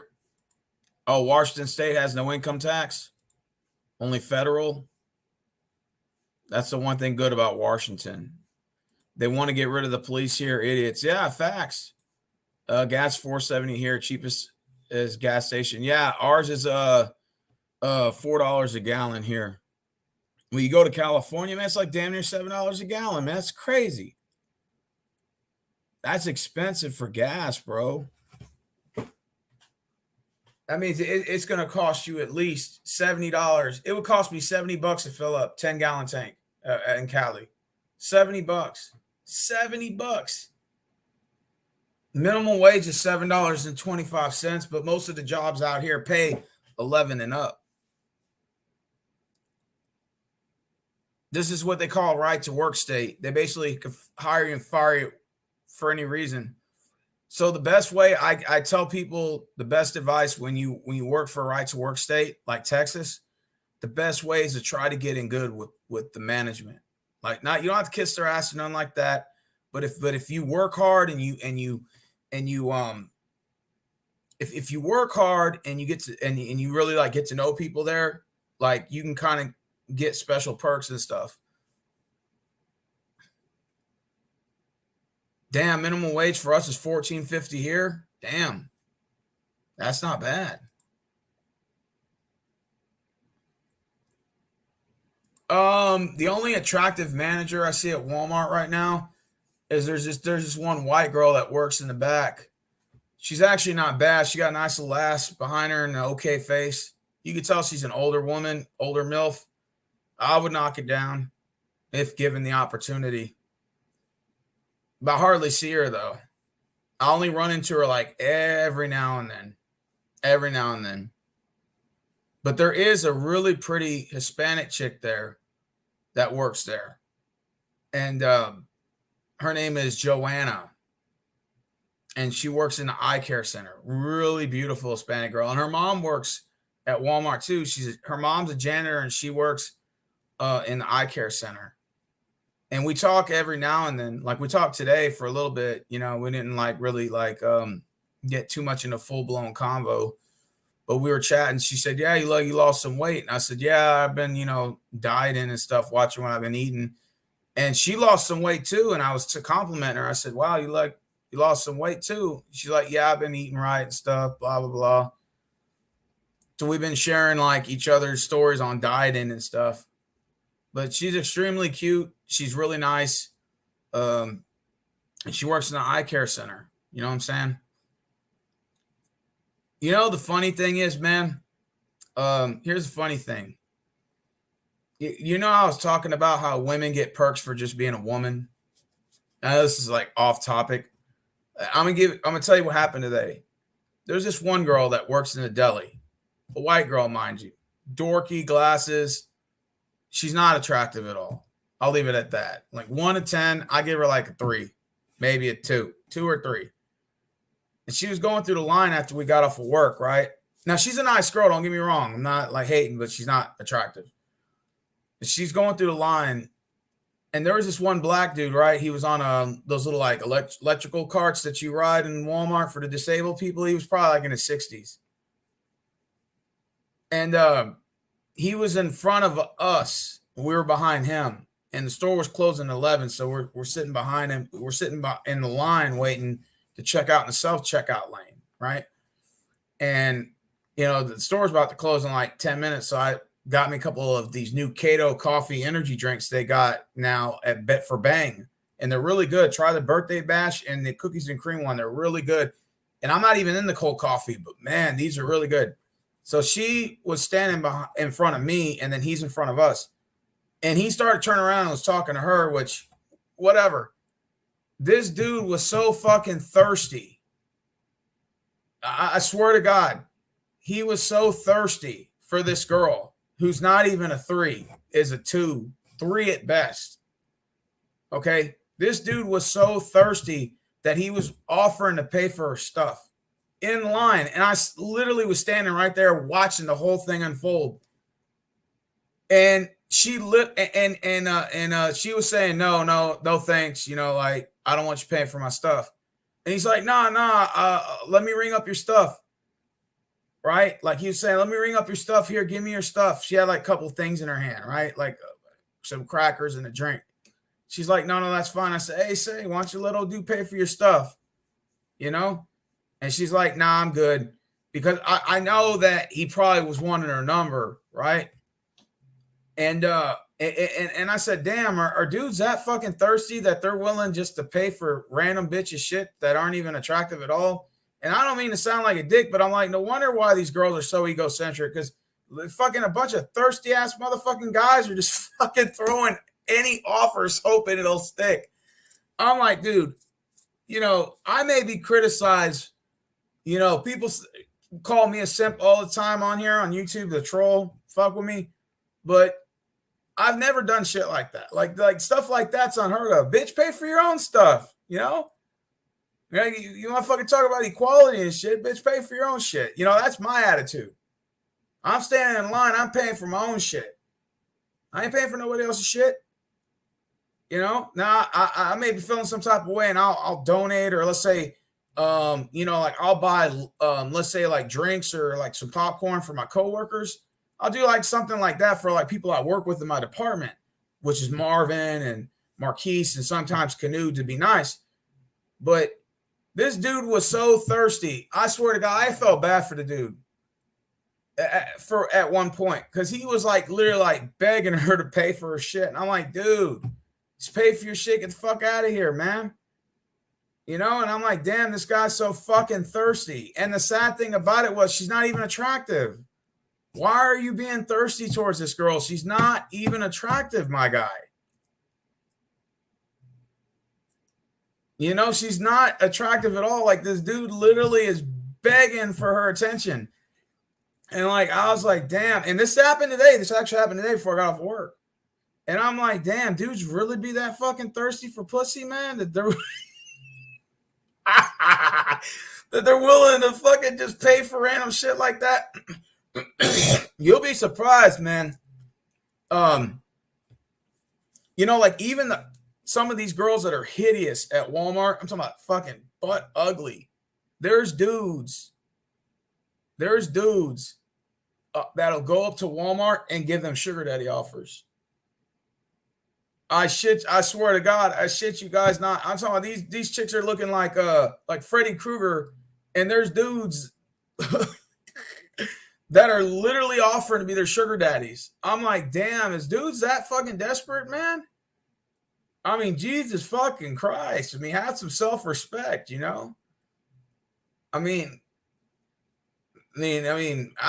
saying, I mean, I'm not like trashing Mike, but you have to be honest, bro. Dudes are fucking so desperate for pussy that they're just willing to pay for like random chick stuff like that. Like I'm still kin to that because like I don't do stuff like that. So I'm like, damn, are guys really that thirsty just to pay for random chick stuff like that? Like, I mean, I guess it's just Rick said, fun fact that happens at Chili's all the time, Rose. Oh, I believe it. He said dudes will walk up and just and swipe the credit card and pay for other chicks at the table on the other side, and they don't even leave with the number. I've seen it. Wow. Really? Holy shit.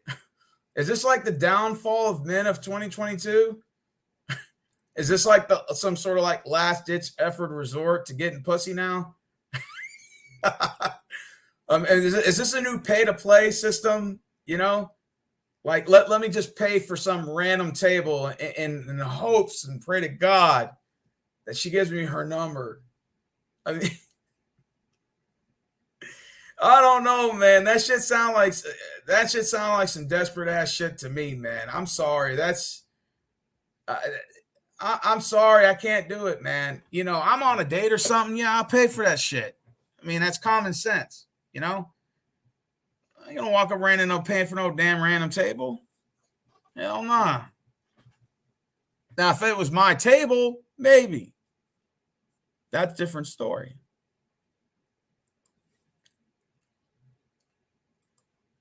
He said, thank God I work from home now, but tired of chatting, women gossiping, trashing each other. They left the room. They got to get trashed. These women who were managers also. Damn. Hate trash women, but workplace is so much productive without them. It's attractive intern, hire, gets a position. The simps come out. Dude, bro, if you want to see the bigot, maybe she's attracted to them. Everyone has a taste. But see, here's the thing, homeless. You got to fail to realize dudes are so desperate for attention from women that they're just paying for random chicks' bills. I'm talking about random chicks they never met before to get a number. Like, that's the new pickup line now. Like, let me pay your $40 grocery tab and maybe I'll get your number. And these dudes aren't even getting the numbers, bro. They're not even getting a handshake. You don't think that's desperate? That shit's desperate and thirsty, bro. I've never, and then so like, I mean, and then when you talk about these chicks are finessing dudes, it's shit like this, man. Dudes be putting themselves in position to get finessed, man. And you know, like, again, it's one thing you pay for a bad date and she never calls you back. Okay, cool. You know, you did something that's been traditionally done for centuries where men have courted women, take them out, buy them a drink or food, and they don't get called back. That's one thing, you know, that happens. But it's one thing to be standing in line, eyeing a chick and saying, well, let me go ahead and pay your $100 tab. And in return, you give me your number. Now, maybe he didn't say it like that, but that's basically what his intentions was. Is that, because look, this is crazy. Because look, the crazy thing was like, my homegirl told me this because I was telling her a story before I went on here. And she was like, yeah, man, I've had random guys walk up to me and pay for my gas. What? She said, yeah, like, I'll just be filling up my gas tank and some random thirsty guy just pays for my gas. Really? For real? She said, yeah. I said, you give him the number? He said, hell no, I didn't give him no number. I was like, wow. I said, and he still was cool with that, like paying for your gas like that? She's like, yeah. Like he was wanting my number. I didn't give it to him. I'm like, damn. Ooh. Ouch. Ah. That must have stung. Whatever happened to guys just asking women generally for their number? Like that used to be a thing back in the day. That used to be a thing. Like where all of a sudden that changed over the years? I thought normally you would just ask for a number, and if they said yes, then they said yes. If they said no, they said no.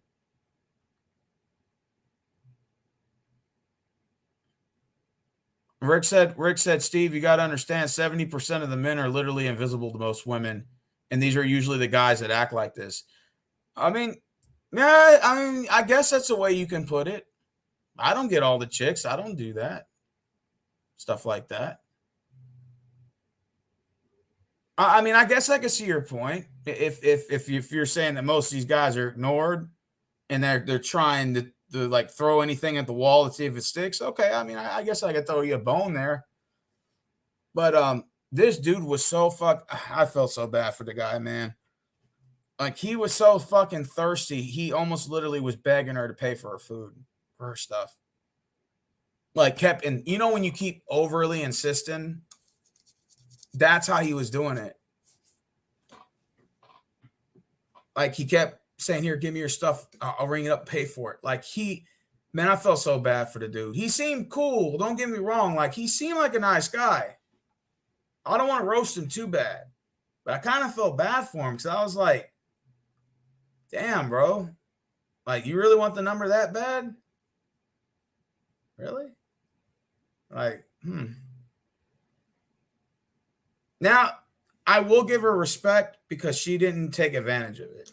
She could have let him pay for it and just finessed him, but she actually didn't do that. And I even kind of threw a joke in there. I said, man, let the man pay for your stuff. You know, come on now. Like, I was saying that like jokingly, like, man, let the man pay for your stuff, man. He wants to pay for it. You know, my instigating ass. And she's like, nah, that's cool. Like, I just think it's because she knew that he was wanting more. Then, you know, like, obviously she was going to have to give him her number and that he was going to want to take her out probably. You know what I'm saying? And I think, you know, so to be fair, at least she was at least genuine enough to respectfully decline. Because most girls would have jumped on that shit. Oh, paying for my stuff? Mm-hmm. You know, I'm not going to lie. If I was a female, I would have finessed his ass too. Free shit. Here I am instigating my ass off. I would have fuck, man. If I was a woman, I was in her shoes, man. I would have been paying my groceries. My instigating ass. But you know, again, she at least was nice enough to kindly reject him, and that's cool. So it makes me think that maybe there's still a little bit good, there's still a little bit good in the world. You know, because most people will take advantage of you, whether it's male or female. So, like, if you give somebody an inch as a human, we humans will always try to grab a mile of it, you know, take advantage of the situation. And it really goes for both sexes, too. You know, like imagine if like, let's say, for example, if, you know, a random guy came up to Mike and said, hey, I'll pay for all your stuff, all your food, man. You know, it's natural human instinct to be like, okay. And then, you know, have him pay for your food. Now you could say, oh, well, you know, the guy offered, true, you know, but most people, what I'm implying is most people wouldn't turn it down, you know, and I think like she kind of knew that the dude was being like kind of desperate a little bit. So I think she kind of was like being the bigger person about it and was like, you know, nah, no thanks. But most people would have taken advantage of that. You know, I just didn't think guys were that thirsty for attention. Like I didn't think that they were like that. You know, it's one thing, you know, you DM, somebody ignores you, DM them again, they ignore you or something. you try again, the whole term, try again. And then it's one thing to go further beyond and do all that stuff, you know, I get it. He wanted the number and stuff. I just felt he was doing it in the wrong way. That makes sense. I don't know. Maybe I'm not used to it. Maybe it's a new thing going on. Maybe it's a new trend to do that now. You know, let me pay your phone bill and you give me your number in return. Yeah. Would you give me your number for $200? Veronica said that she had a guy offer her money just to be friends with him. Really? Are you serious? You got it. You got to be kidding me. You're lying. So, you're telling me, Veronica, on Facebook right now, that a man offered you $200 to just so that you could be his friend. Look at my face. And you didn't put that Cash App out there? You didn't get that Cash App ready and tell him to drop that $200 in there? Shit. Dudes are really like that? Holy fuck.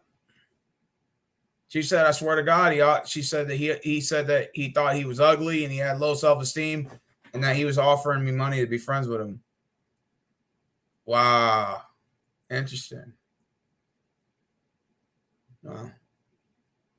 I actually knew a guy like that. His name was Ramon. And I would always try to tell his dumb ass that people were taking advantage of him. And guys were finessing his ass too. He was trying to buy friendships from people. And I told him, dude, you don't need to do that. You know, he's like, you know, he had a hard time making friends. He had low self-esteem. He suffered from depression.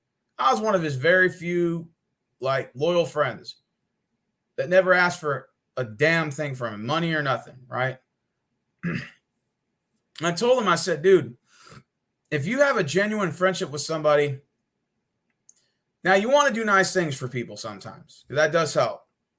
It shows that you care. But genuinely, your friendship is free. If you want to do something for your friends, that's fine. If not, don't expect them to do anything for you when you're going through hard times. That's how I look at it. But in genuine, friendships are free. And this guy was going around trying to buy everything for everyone and stuff. And I said, dude, not only girls were finessing him, dudes were finessing him. And he was just desperate for a friendship. And I told this dumbass that, you know, people are dragging you through the mud. So he said, yeah, you know, I learned my lesson, Steve. That'll never happen again. He used to he bought one of his homeboys a laptop. He said, yeah, man, I bought it. He said he really needed it. And I said, that motherfucker could save and buy his own laptop, motherfucker. Facts. Okay. He said, well, I bought it for him because I wanted to show what a good person. I said, dude, that motherfucker don't give a fuck. He's finessing your fucking ass. He knows what he's doing. Trust me. And then he said, look, man, I suffer from depression, man. I have no friends. I said, look, dude, me and you've been friends for a couple of years. I said, I never asked you for any money. I said, that right there is a genuine friendship. I'm just trying to give you advice. Now, let's just say Raymond's not the sharpest tool in the shed. So fast forward, last year comes, right? He meets this girl on Uber because he got a job doing Ubering. And he Ubered this girl, and I told him, you know, you got to be careful people you're Ubering because there's a lot of addicts and stuff that get in those cars. People are up to no good. And this girl comes in the car, and he gets her number, right? And he said, well, she used to be an addict, but she's not an addict no more. And she gave me her number. I think she really likes me. I said, dude, man, I wouldn't fuck with her, dude. I said, a lot of addicts lie about their sobriety. I said, she's probably most likely still on drugs. I said, if there's narcotics involved, I probably wouldn't even bring her in the car. I wouldn't even hang out with her. You don't do drugs personally. Don't put yourself in a position to hang out with people like that. And so he said that she needed some money. And I said, don't give her any money. Come to find out, he cashed after $150. And the story was she was being held hostage by some guy she owed money to, which is probably drug related, and he threatened to kill her unless he paid her. And I said, Raymond, you got scammed. He said, what? I said, yeah, you got scammed, man. You probably gave her $150. She went to go fucking buy cocaine or something. Well, you dumbass. I told you not to give her any money. And then he was like, man, I feel like I got scammed. I said, you know what, Raymond? I have a synopsis about you. He said, what's that? I said, you are a glutton for punishment.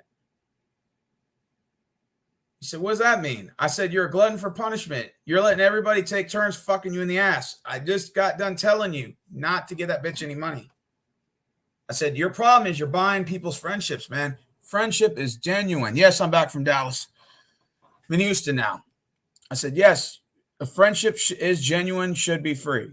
When that bitch started asking for fucking money and gave you that cockeyed story, I said, dude, you got scammed. They hustled you. And he said, man, you know, I'm tired of you all. You're a know-it-all, and you always think, you know, I'm like, dude, look, listen, I'll be like your only fucking real friend in your entire life. In your entire sad, pathetic existence. And I said that too, because I had to be honest with you. I said, in your sad, pathetic existence of a life you have, I'm actually your only really good friend. I think he got mad, and that's why he doesn't return any of my calls or return my calls. I say, hey, dude, look, I said to tell you the truth. You're getting fucked in the ass, and everybody takes turns fucking you in the ass. I just was telling you the truth. And in fact, I was probably his only real friend in his entire life. I was just trying to help. I had to give him the cold hard truth because I was trying to be nice about it and he wouldn't listen. It actually frustrated me that he's so stupid that he would fall for shit like this. But there are people in the world that get finesse like that. You know? Have I paid for some of my homeboys' meals? Yeah. Have I bought some drinks for some of my homegirls? Yeah. Have I, you know, done certain things for some? Absolutely. But like the way he was doing it was just crazy. You know, buying laptops for fucking friends and fucking, I'm going to wire you $150 your Cash App. Dude, he was getting finessed by all of his friends trying to buy their friendship.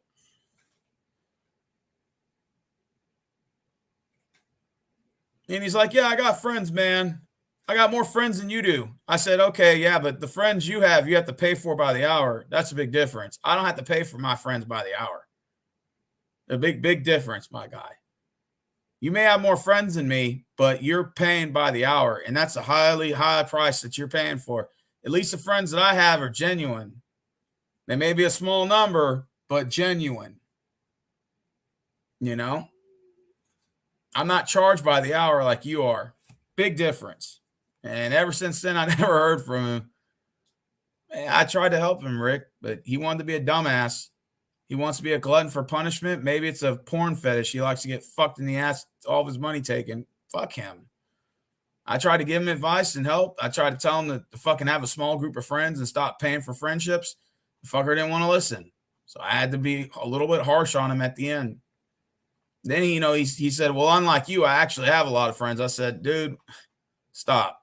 I have a handful of friends, and I'm fine with that, my guy. And I'm not paying by the hour. You are, not me. So don't put me in the same box as you. Now, maybe I'm being a little cocky and arrogant and egocentric at this point, but I'm just being honest. He's paying by the hour. I don't have to do that.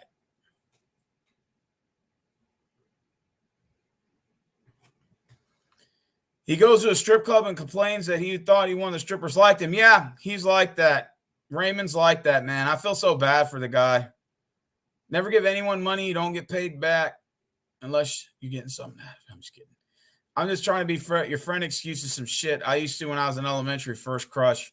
From what I've seen, women are actually hesitant to take up these offers and free stuff because they know the real intention. Oh, they already know. They already know. Like a red one that holds 2 gallons. Steel gas tank. Oh, yeah, I heard about that.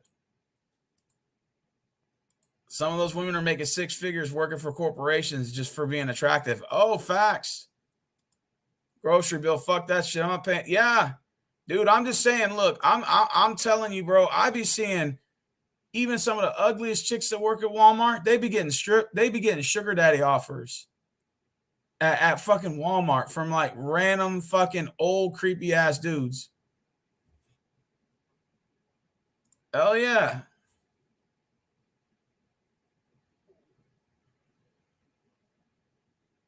Yeah, just for simply them just being a woman. It don't, the looks don't even matter no more. Just if you're a woman, then you're gonna get offers. Period, point blank. Facts. It's usually a bunch of creepy ass old dudes that are up there making these crazy offers, but you know, usually the young dudes are trying to get free pussy. That's usually how it works. The young men are just trying to be Pookie and Ray Ray. The old men are the ones that usually are making the sugar daddy offers and the pay to play sort of ordeal.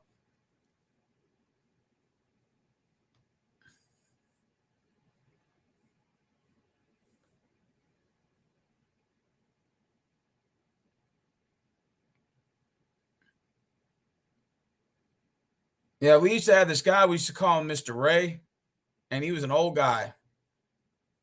And he used to buy nudes from one of the chicks that used to work at Walmart. I told you there was a girl up there that used to sell nudes. And he used to buy nudes from her, and it was like an old 60-something-year-old dude. And then one day he just said, fuck it. He said, I'm just trying to pay for pussy. Right? And so she told me he's been trying to, throw money offers at her, for sex. And I said, are you going to do it? She's like, well, if the price is right. I was like, oh, okay. And I think he paid her like $800 to fuck her. I think because I gave her a ride home one day and she told me about it. She's like, you remember Mr. Ray? I said, yeah. She's like, he gave me $800 to fuck him. I said, you fuck him? She's like, yeah, back at his place. I'm like, oh, okay, cool. Well, whatever. You guys will be surprised at shit that goes down at Walmart. I'd be seeing, bro. I'd be seeing people fucking in the parking lot in their car.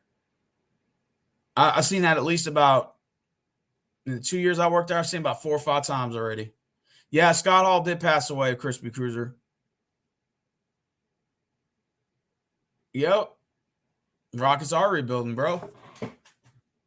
I see people fucking all the time in the parking lot. I've caught employees fucking multiple times on accident, but I've caught them.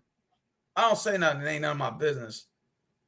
I'm like, damn, that shit couldn't wait to get home. And I just got to fuck in the parking lot. Walmart's a cesspool for that shit. It was the best way to do it. I got a new mattress, man. $600 for that beauty right there. Appreciate it. Yeah, I needed it, man. Yeah, I mean, if you park your car in the very back of Walmart at night, you can pull some shit off. People smoke, people drink, people fuck, do all types of shit in the parking lot. Especially when it's dark and it's past certain hours. Yeah, Lil Paul's right over here. He's got a little towel and he's laying down. See, he's cleaning himself. He was sitting on my lap earlier when we first talking about Scott Hall's dead.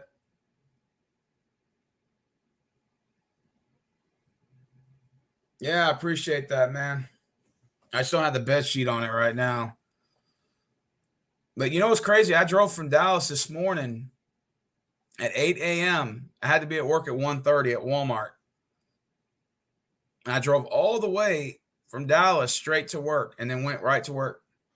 Like when I got to my job, it was 1:20. I just went and clocked in and went right to work. I still had all my stuff packed and in the car. All my stuff was packed still in the vehicle. Had some Icelandic water.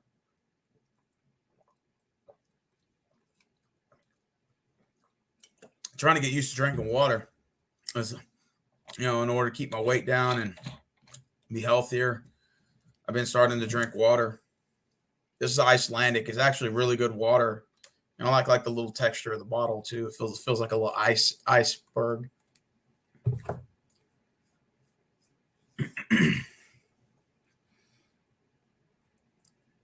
Yeah, Rick said, what are you doing this week? Are you going to WrestleMania? Bro, I want to go to WrestleMania so fucking bad, man.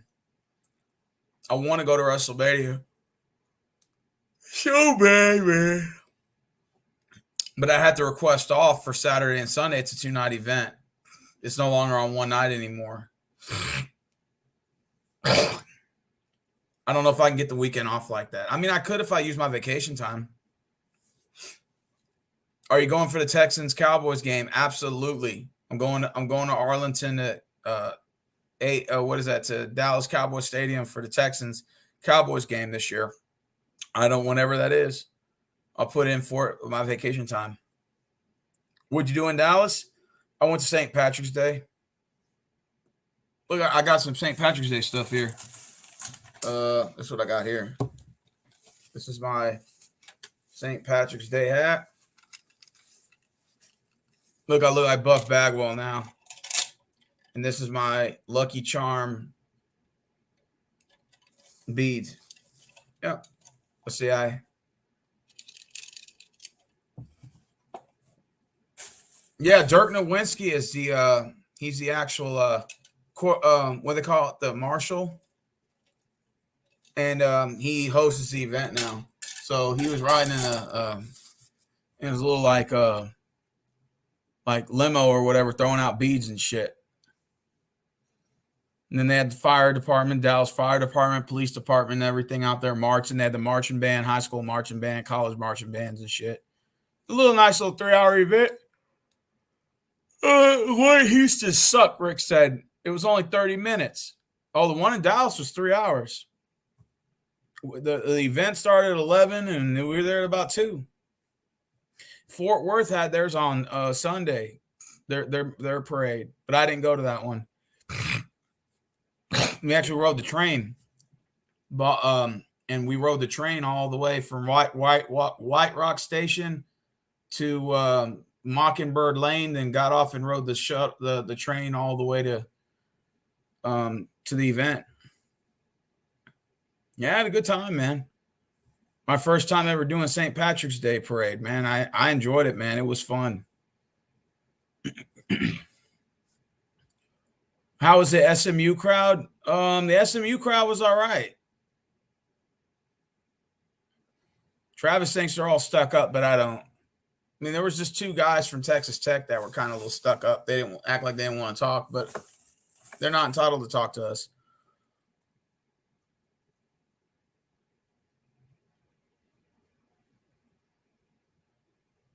If you were to move to Dallas, what part would you move to? There's a lot of nice areas, but Irvin's real nice. Irvin's got a beautiful area. I kind of like the Grove, where Travis is from.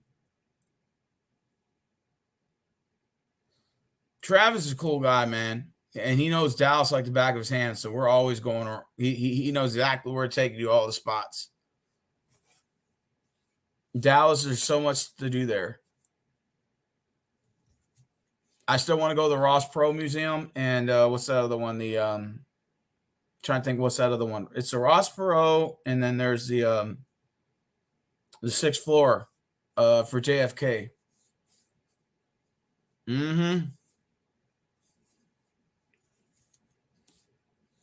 I want to go to the Dallas Zoo, and then they also got the Aquarium, the Dallas Aquarium. I want to go there too. Yeah, well, I went to Urban Mall. We just went there actually the other day.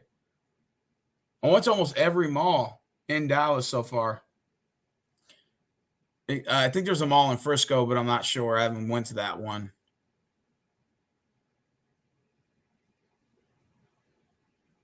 You know, believe it or not, there's only one lake in Texas that's not man-made.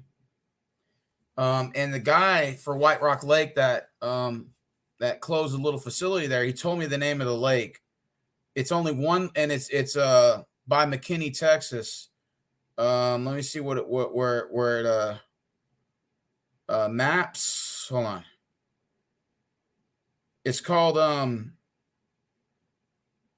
let me see. Not like Caddo Mills Lake, I think that's the name of it. Let me see. I want to make sure that this is the right lake.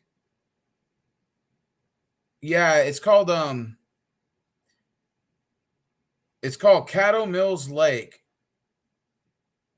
And it's you're gonna pass up Rockwall, Faith, Royce City, and it's going towards Greenville. It's the only lake in the state of Texas that is non-man-made. Every lake in the state of Texas that you can think of was man-made. White Rock Lake was made in 1911. Grapevine Lake was made in 1917. Lake Ray Hubbard was made in 1906. All these lakes were man-made created lakes. But Caddo Mills Lake is the only lake in the state of Texas that was originally a lake that was never man-made. Only one lake in the whole entire state. Yeah. Rick said that's pretty cool. I ought to visit it. It's a really small lake, Rick. It's not really that big. But like White Rock Lake, for example, is only 5 feet deep. Yeah. The deepest, even in the center of the lake, is only 5 feet. It used to be 15, but over the years with sand erosion and stuff like that, the lake's now only 5 feet. That's not too bad. It means you're not going to drown. White Rock Lake used to have swimming. They outlawed it in 1956. They no longer allow swimming in the lake. Yeah, but Caddo Mills Lake, Caddo, Caddo, that's how you spell it, Mills Lake, is the only lake in Texas that is non-man-made. Every lake you can think of in Texas was man-made. Lake Conroe, 1942. Lake Livingston, 1927. Lake Houston, 1896. Every lake has a foundation that was man-made, man-created, but one lake, only one lake in the entire state of Texas was never man-made. It was always there. Yeah. Rick said I didn't know that. Yeah, that's true.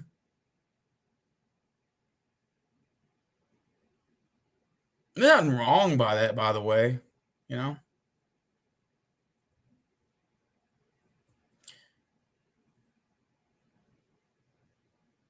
I can't believe Razor Ramon died, man. Life is short. Yeah, man.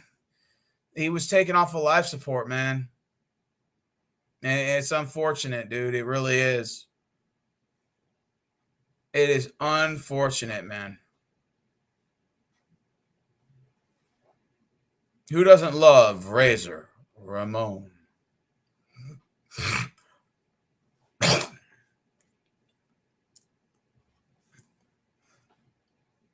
I think death is just something that's just inevitable. Like you can cheat death, but it's always going to be around. You know? I just think it's just something that's just part of life. You born, you live, you die.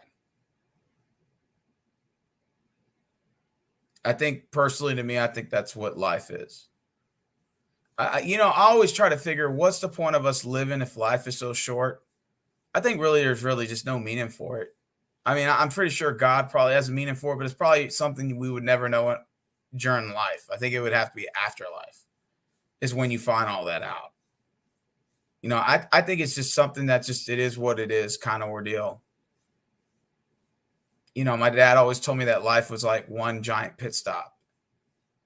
You know, you go to the gas station, you stop to fill up gas, you fill the gas up, that's your life. And then once the gas is complete, you put the pump back in there, and then you start the ignition, and you drive off in the sunset. That's death. I think it's just I think that's just something that's just inevitable, man. You know, I look at it like this, man. I'm not trying to be the richest person or, have 1,000 friends or 2,000 friends. I'm happy with whatever I have. I'm humble about life. Like I always had all these high expectations of being a billionaire or being like this or like that. And cool, that would be nice in theory, you know, but I'm just humble about, you know, life in general. I'm just happy to be alive. Does that make sense? I don't need 1,000 friends. I don't need 150 friends. You know, if I could have a handful, I'm good. Now, does that mean I'm, wouldn't be open to meet new people? Absolutely. I would love to meet new people. You know, I would be open to having more friends. I mean, it's not a big deal, but honestly, even if I only had like 10 friends or 5, I'm cool with it. Like friends come and go, people come and go in your life. That's just how life is. Sometimes you can meet some really cool people and they just disappear out of nowhere, out of thin air. You're like, where'd that person go, man? That was one cool motherfucker. And sometimes just things happen, man. I think that's just the way it is. The earth keeps spinning no matter what. You go, I'm an atheist. I don't believe in the afterlife, so I live it up now. You don't need $1 billion. You got $2 billion in the bank. You can live the rest of your life and never work again. Oh, nice. Well, I need to get 2 million then. Yeah, but Crispy Cruiser, I'm definitely going to visit you in Tampa. I think you're in Tampa, right? That's definitely going to be on my bucket list. Going to Florida. I bet there's a lot to do in your area, too. Oh, you're in St. Petersburg? Cool. 30 minutes from Tampa? That's not bad. All right. Yeah, that'll be on my bucket list then. Go to Florida. Maybe be down there for about a week. The drive alone from Houston is going to be a bitch. It takes 9 hours just to get to Pensacola. But then I'm pretty sure to get to St. Petersburg from Pensacola is probably going to be another, 7, 8 hours? Give or take. Hulk Hogan lives about 20 minutes from me. I see him a lot. No shit. You run into Hulk Hogan? The beach is the main thing. We have the most beautiful beaches in the country. Cool. Hulk Hogan lives 20 minutes from you. Where does he live? He lives in St. Petersburg or no? Isn't it true that he has like his own shop down over there? And you can just like go in his shop and like shop around or something like that? That's what I heard. Yeah. Yeah, he lives in Clearwater. He lives in Clearwater Beach. Oh, that's what's up, man. So where do you usually see him at? Because I know you said you see him a lot. So where do you see him at? Is he like walking around? Like, do you run into him on accident at the gas station? That's pretty cool, man.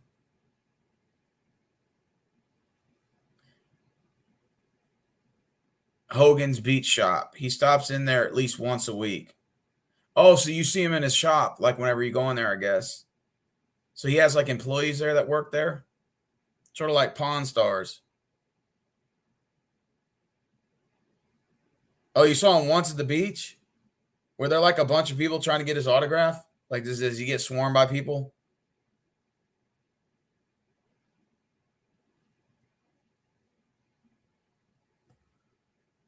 That is pretty cool, man. Hogan seems like a pretty cool guy.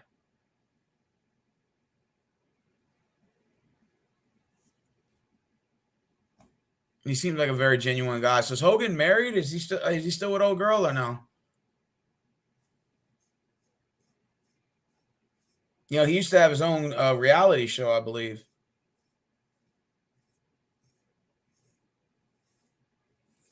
I wonder what Brooke's been up to. His daughter, Brooke Hogan. Remember Brooke?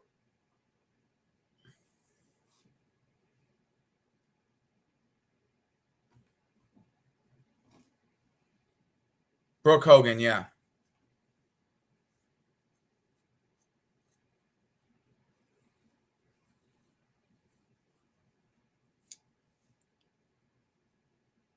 He was a very nice guy.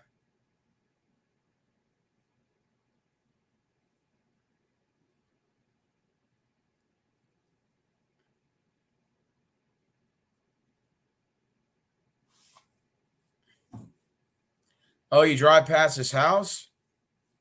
How far does he live from his store? Oh, shit. I didn't know that.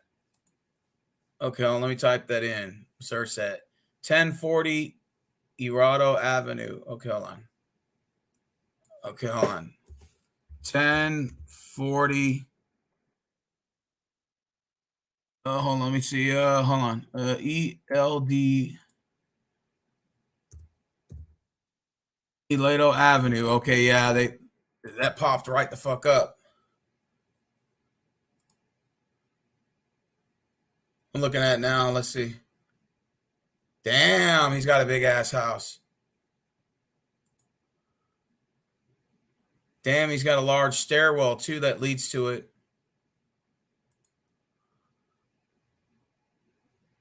So how far give or take does he live from me? And he lives in Clearwater. He literally lives like on that strip. That's pretty cool, man. He lives like literally on the island, bro.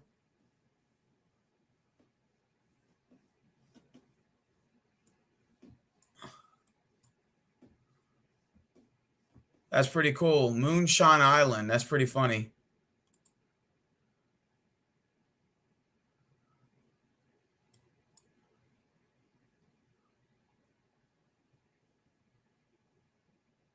His house is worth a lot of money.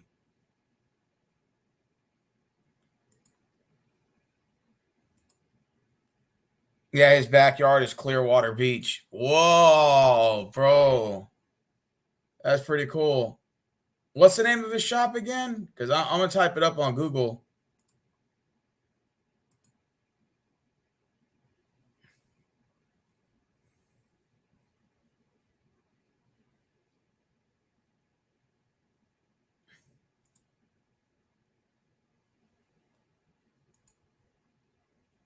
Hogan's Beach Shop. Let me type it in.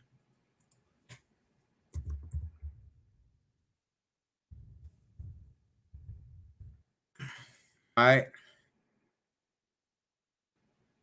Oh, yeah. It's not that far from his place. Oh, wow. He's got a bunch. He even sells belts. He sells even the WWE titles and all that, too.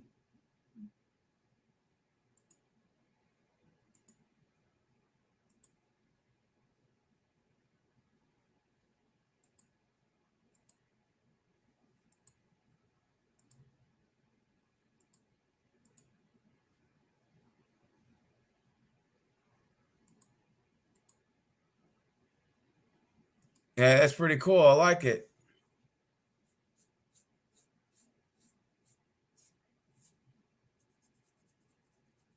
Deshaun Watson will be a Cleveland Brown tomorrow, Steven. I'm just letting you know that now.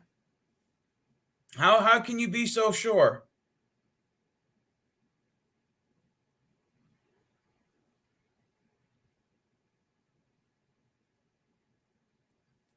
Man, now you got me looking up Hulk Hogan's address and shit.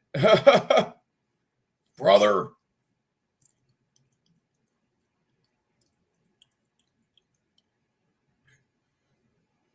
Yeah, DF Sports says that Deshaun Watson will be a Cleveland Brown.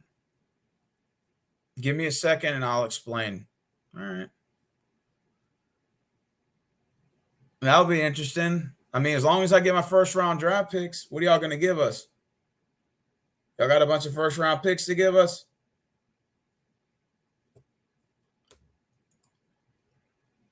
That's what's up. So how far do you live from Hulk Hogan, man? So who all lives at Hulk Hogan's house? Is it just him? You know, I got to admit something. Hulk Hogan, for his age, he's still in good shape. I don't know how he's still in good shape like that. Let me type Hogan. Let me see. He's 68 years old and is still in excellent shape.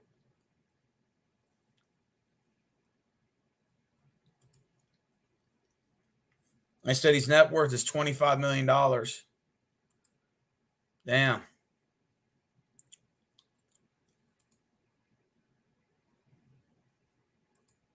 That's amazing. Hey, 68. He was born in Augusta, Georgia. I think Hogan could probably make it to 100 years old. The way he is, he takes care of himself. Terry Eugene Balea.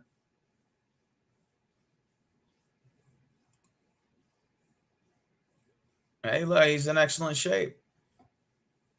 Not too bad. It looks like he still works out.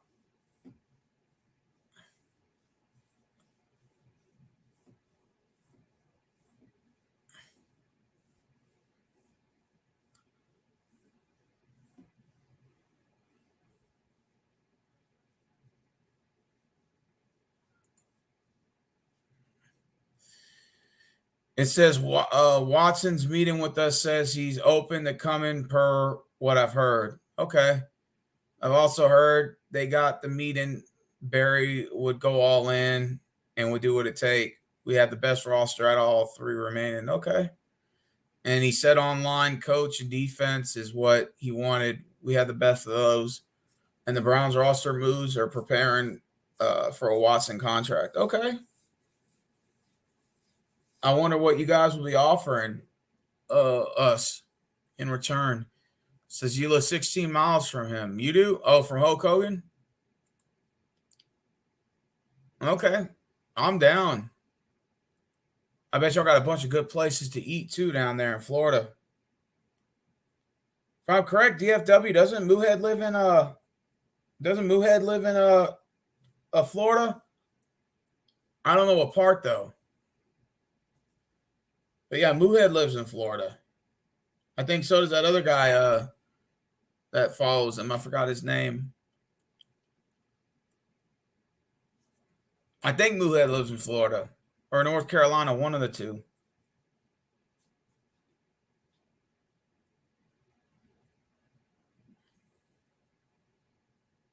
And a few 3 first rounders. Okay, I like that. 2 second rounders. Njoku, Hunt, or Ward. Oh. And a few other picks. I'm not going to lie to you. I'll take that deal. You give us Njoku, Hunt. We got a running back. We need a running back. 3 first rounders, 2 seconds. I would take that deal. That's a good deal right there. Looks like the Browns are prepared to win. So that obviously means that they're probably going to do away with Baker then. I couldn't imagine Deshaun being on the bench. But if Deshaun faces suspension for 4 to 6 games, then that's probably going to be Baker's, start. And then depending on how he does will be the transition of Watson into that roster. You're telling me it's going to happen? Hey, cool. I'll take the deal. If that's what you're saying the offer is, I'll take it.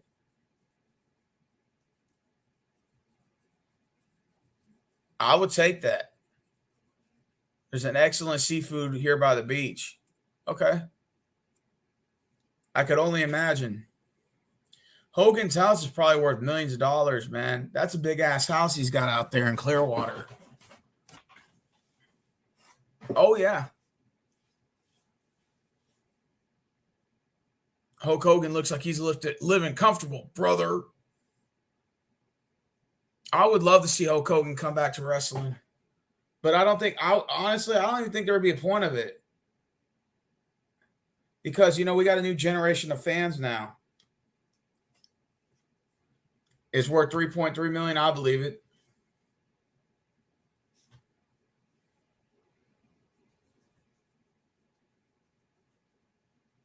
Well, if Deshaun Watson goes to Cleveland, wow. That would be one hell of a move. And it's just a move that the Texans need to do going forward, man. We need to move on from Watson and rebuild And those 3 first-round picks will definitely help because that way we can get a quarterback in the draft to complement Davis Mills, because Davis Mills is at least going to start one more year. 5 bedrooms, 6 bathrooms, 5,400 square feet. Damn. So who's all living with Hulk Hogan? What's his daughter and son doing? Doesn't he have a daughter and a son?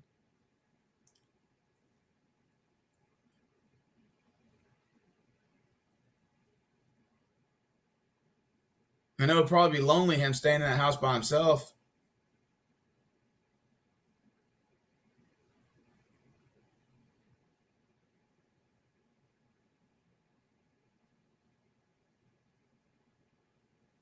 No, it wouldn't make sense for Hulk Hogan to come back to wrestle. Like, what would be the point of it?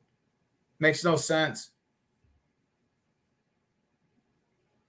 I think it's just his wife. His children are grown and moved out. All right, man. You take it easy, DF Sports. Derek Carr is a plan B. Ooh. That would be a good move.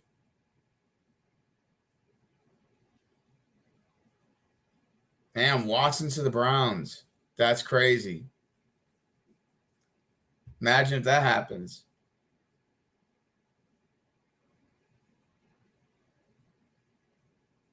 So what's Brooke Hogan doing? I'm going to type Brooke Hogan in real quick. Give me a minute.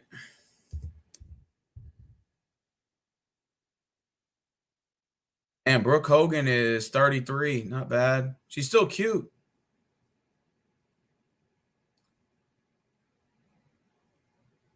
Let's see what she's doing. She's married to former Dallas Cowboys center Phil Costa.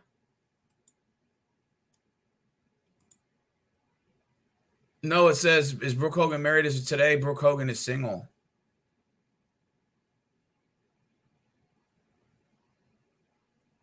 Okay.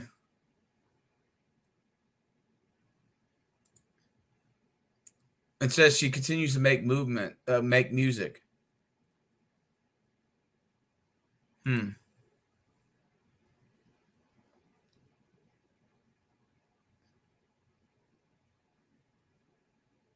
Yeah, it doesn't say what she's doing now.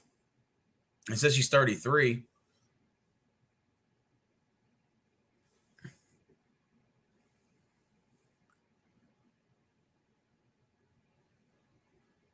Nick Hogan is his name. That's his son. He's 31, his son.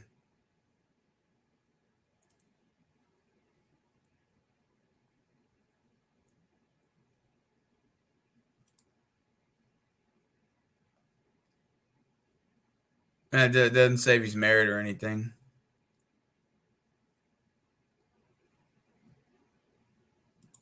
Yeah, look, I didn't see anything. Roman Reigns lives in Tampa? No shit.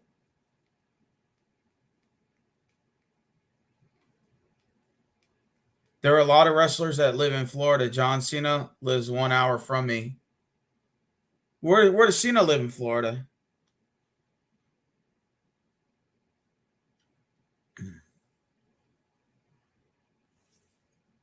And where does Roman Reigns live in? And Roman Reigns lives in Tampa? Do you know exactly where? That's pretty cool, man. I thought Roman Reigns was from Pensacola, wasn't he? Or maybe I'm wrong.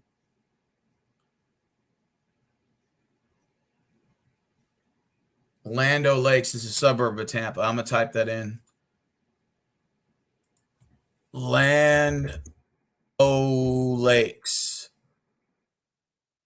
Okay.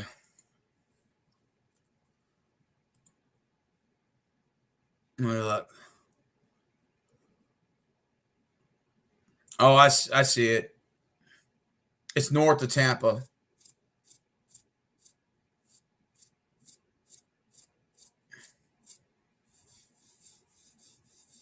He probably lives in a gated community somewhere in there.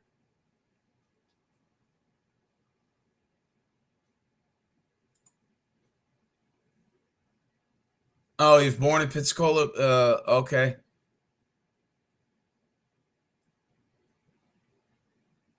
What about Roman? What part of Tampa is Roman Reigns in? Do you know? Yeah, Undertaker lives in Houston. He went to Waltrip High School. And guess who else went to Waltrip? Patrick Swayze. Patrick Swayze's from here too. Patrick Swayze lived in Royal Oaks. Undertaker went to Waltrip High School.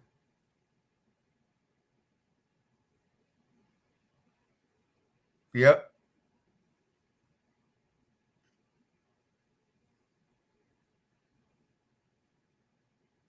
Undertaker lives in Austin. Oh, he's probably got a house out there now. He used to live in Houston.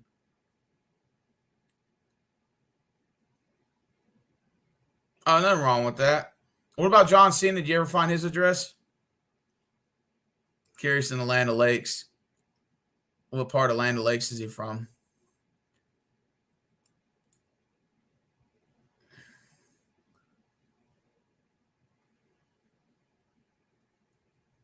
That's pretty cool, man. You got a bunch of celebrities and stuff that live by you.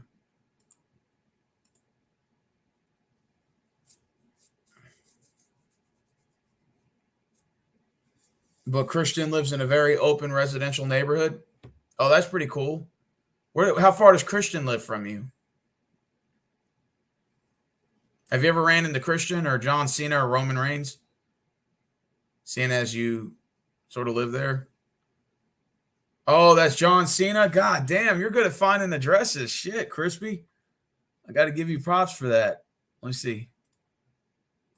Okay, so John Cena is 2326 Camp Indian Head. Okay. 2326 Camp Indian Head Road, Tampa, Florida.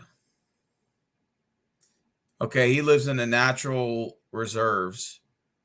Let's see John Cena's house. Holy shit.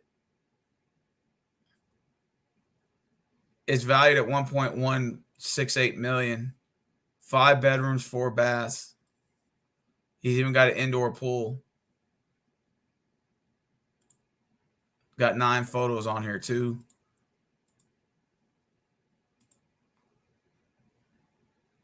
A nice house he's got.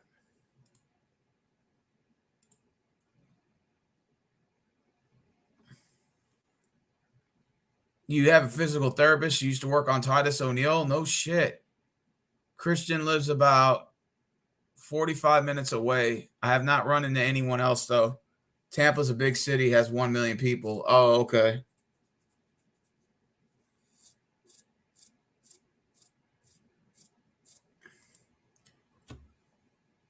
Damn, so Christian only lives 45 minutes away. That's not too bad. That's amazing, dude.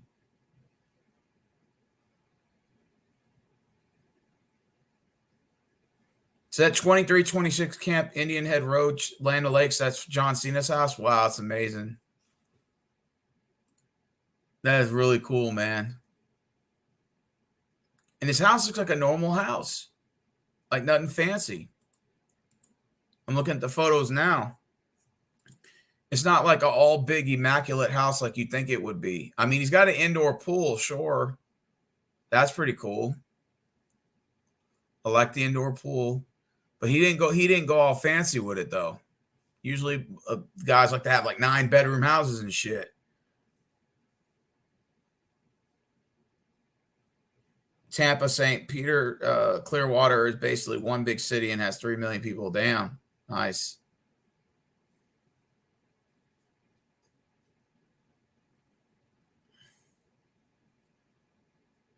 You know who has a big wrestler? Who has a big wrestler house? The Miz. He lives in L.A. Oh, no shit. What about The Rock? Doesn't he live in Miami? Or he moved here? He lives in L.A. now. I know The Rock I think he's from Miami.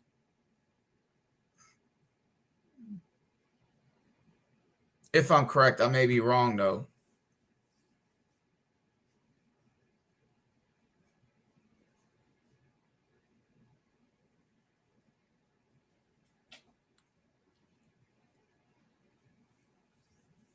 Rock definitely has a home in Miami still. I hate Miami, though. Oh, shit. I wonder what part of Miami he's from.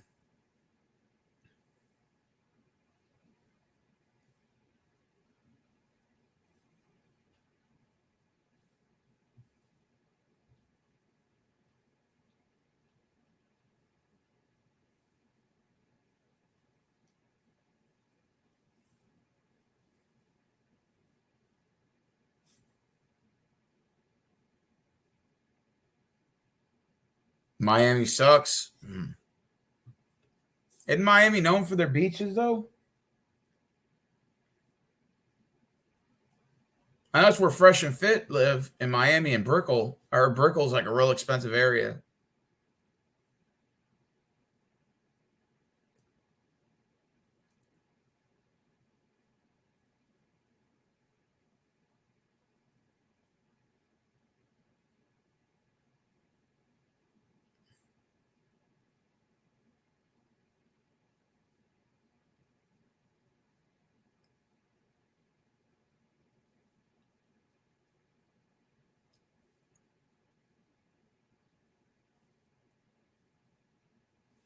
Yeah, I'm still up, Rip.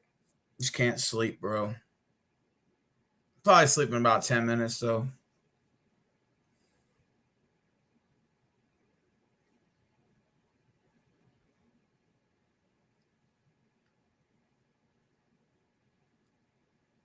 Oh, nah, Crispy Cruiser. Yeah, I'll probably wait till next year anyway. Yeah.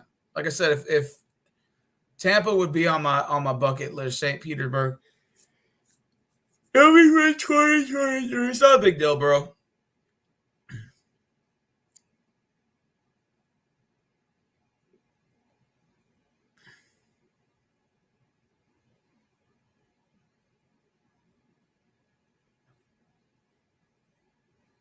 Nothing wrong with that. I'm not gonna force you. I'll hang out next year or whenever. I didn't know the Miz used to live in Austin.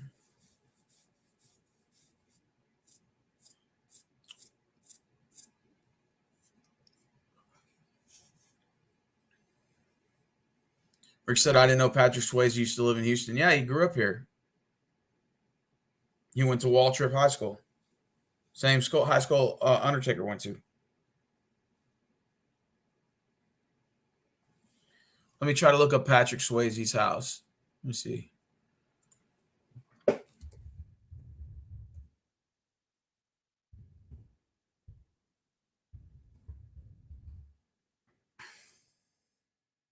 Um,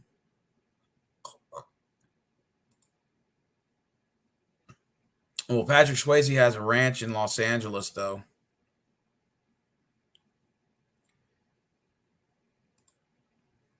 And his wife got the estate.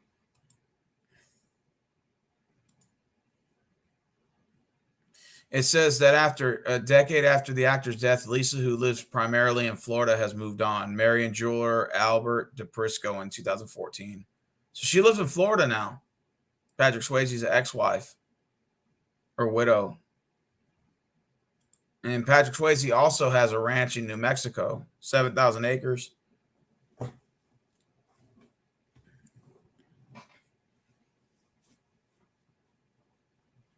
Yeah. He had one in Houston, too. Let me see. Let me type it in. Yeah, Patrick Swayze's house in Houston. They got the images, but they won't show the address. I don't know why.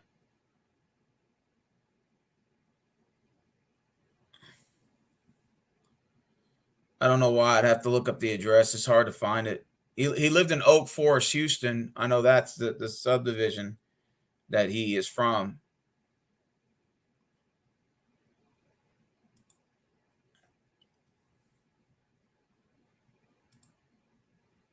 Yeah, he had a 4.5 acre property in San Bernardino Valley, but he did have a ranch out here in Houston too. I just don't know where.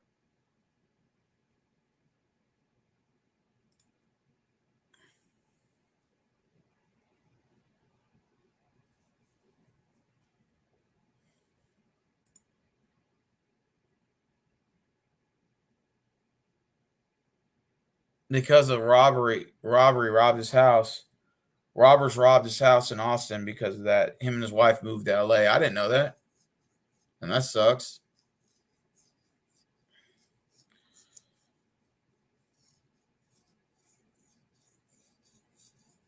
All right, guys. It's already 2:30. I'm taking my ass to sleep, man. I'm a live stream tomorrow, and I hit y'all up, man.